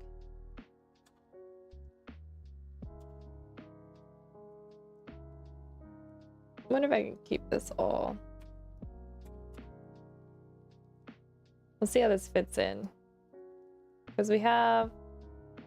Ooh, that's a bit tight. Oh, what if we stuck that? make sure these are all aligned. But we can move some of the illustrations a little bit. This is going to be a lot of text. Let's also put this on to my birthday party tomorrow. Oh, that feels better. I don't want it to feel too cramped. We're definitely going to have to move the illustrations a little bit.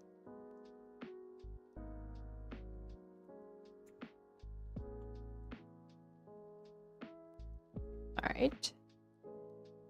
That sounds fun. Oh, wait, I can space.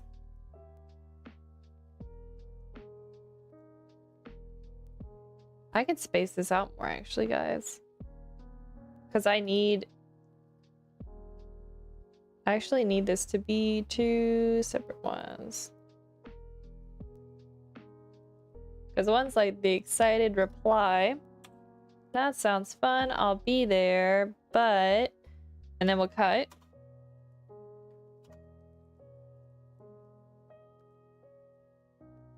I kind of built this sequence here to be like a kind of like a comic. Sammy doesn't like Sammy doesn't like parties.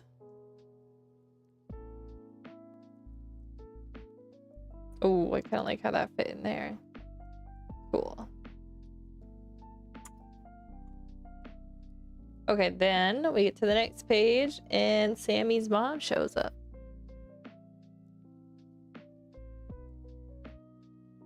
While passing by Sammy's bedroom.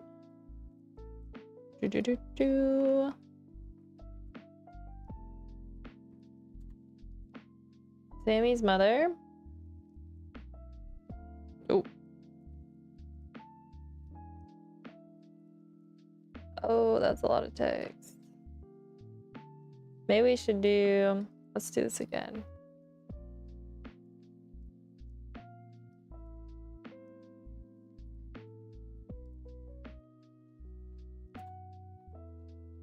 Drawing alone. Sammy's mother doesn't realize that Sammy is an introvert and drawing alone isn't so bad.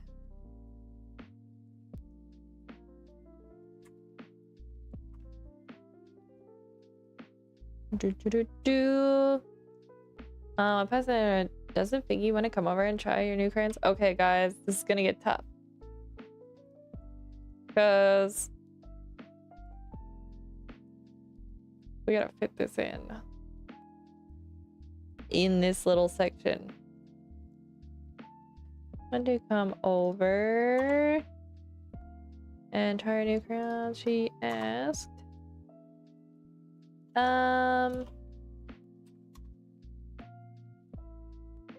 Shoot, it's gonna be hard. Okay, here we go. We'll just line it up.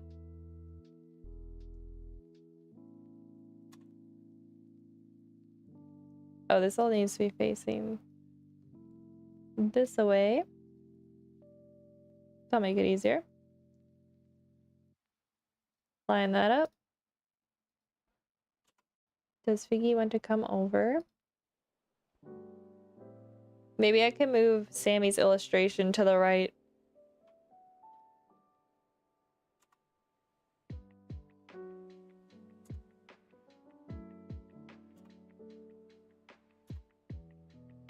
That kind of fits. Can I fit? I wonder if can I fit this want up here?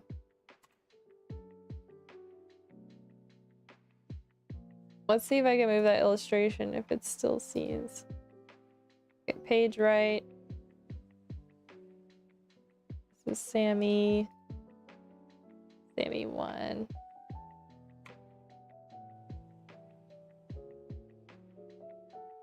And then, where's the table? Oh, I drew that on the same layer. Mistakes were made, guys. Mistakes were made. It's okay. Right, shift that a little bit. Do, do, do, do, do, do, do, do, do. So I feel like that is me. There we go. While passing by Sammy's bedroom, Sammy's mother saw him drawing alone. Doesn't Figgy want to come over and try your new crayons? She asked. No, Figgy thinks coloring is boring. It's tough. When I first started writing this, I got so wordy. And it's really like, it's really restricting when you're trying to write like children's books for really young kids, because you can't get too wordy and you can't really get too creative. I mean, you can definitely get creative, right? But you are limited, you know. You can't start writing like Tolkien, where you like spend 10 paragraphs describing a tree, you know. So it was definitely a little bit of a challenge for me. I think we need to space these actually larger.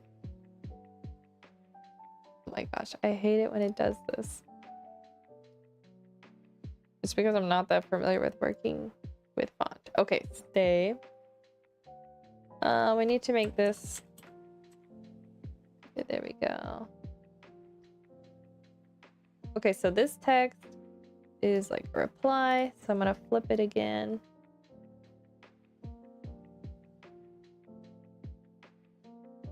What if we did? I kind of want it to be further to the right.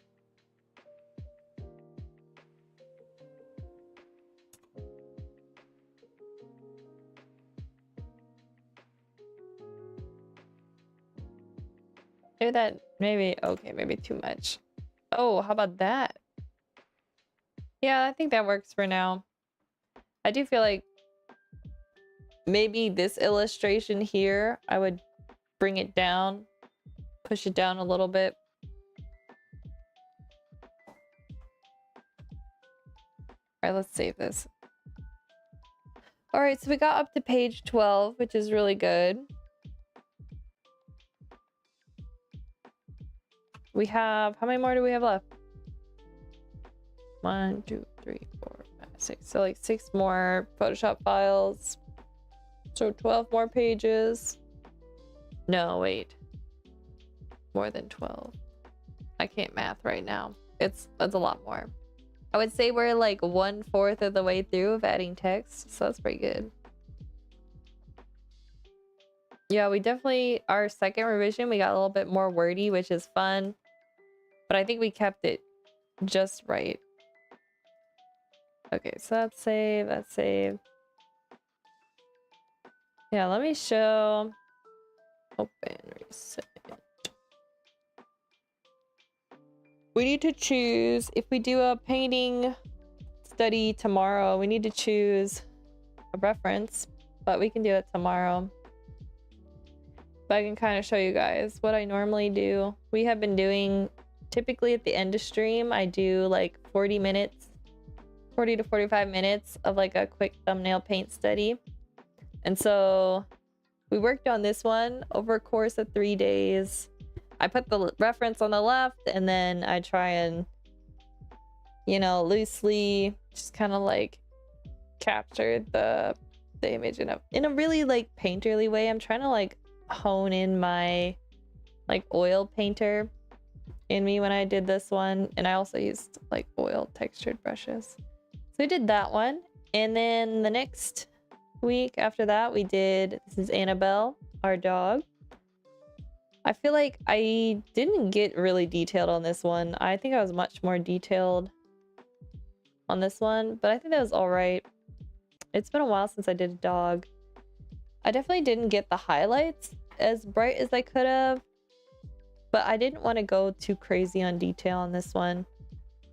So I think the fact that I was able to get like the proportion and shape, I was satisfied with it. So I was like, all right, we're gonna call it on that one. And then I really put myself through it, and I was like, I want to do this incredibly busy picture I got from the apple orchard. And this one was so challenging, but I think it actually didn't turn out terrible. I really am glad that I didn't do this with real oils. I feel like I would not have been as willing to just let it go in the fact that I think it's like really low detail if you compare it to the reference image. But I think it had to be because like if I started trying to paint every leaf, I think I would have gone insane. And I'm seeing some spots where I wish I had added more highlights down the lower section. But you know what? These are just like quick. They're supposed to get my brain thinking and in like a painterly way. And so I think it's a win. So, you know, and we just gotta just keep going and we'll choose another one.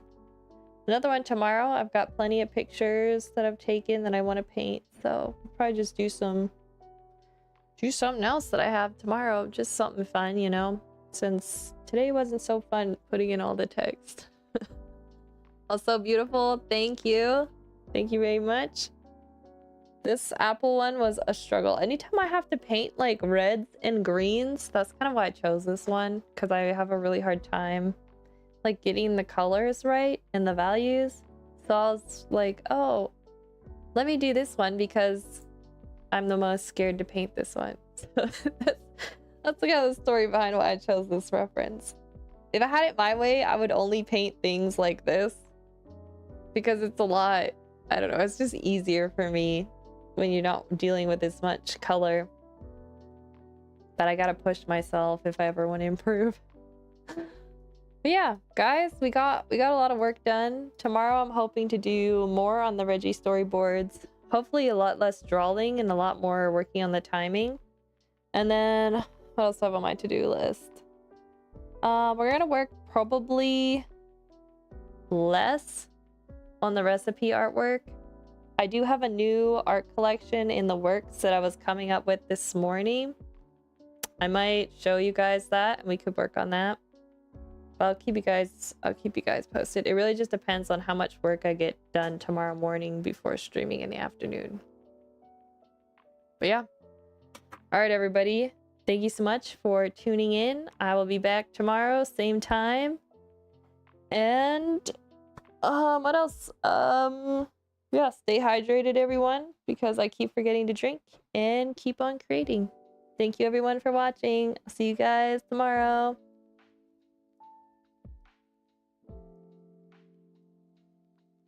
Da, da, da, da, da, da.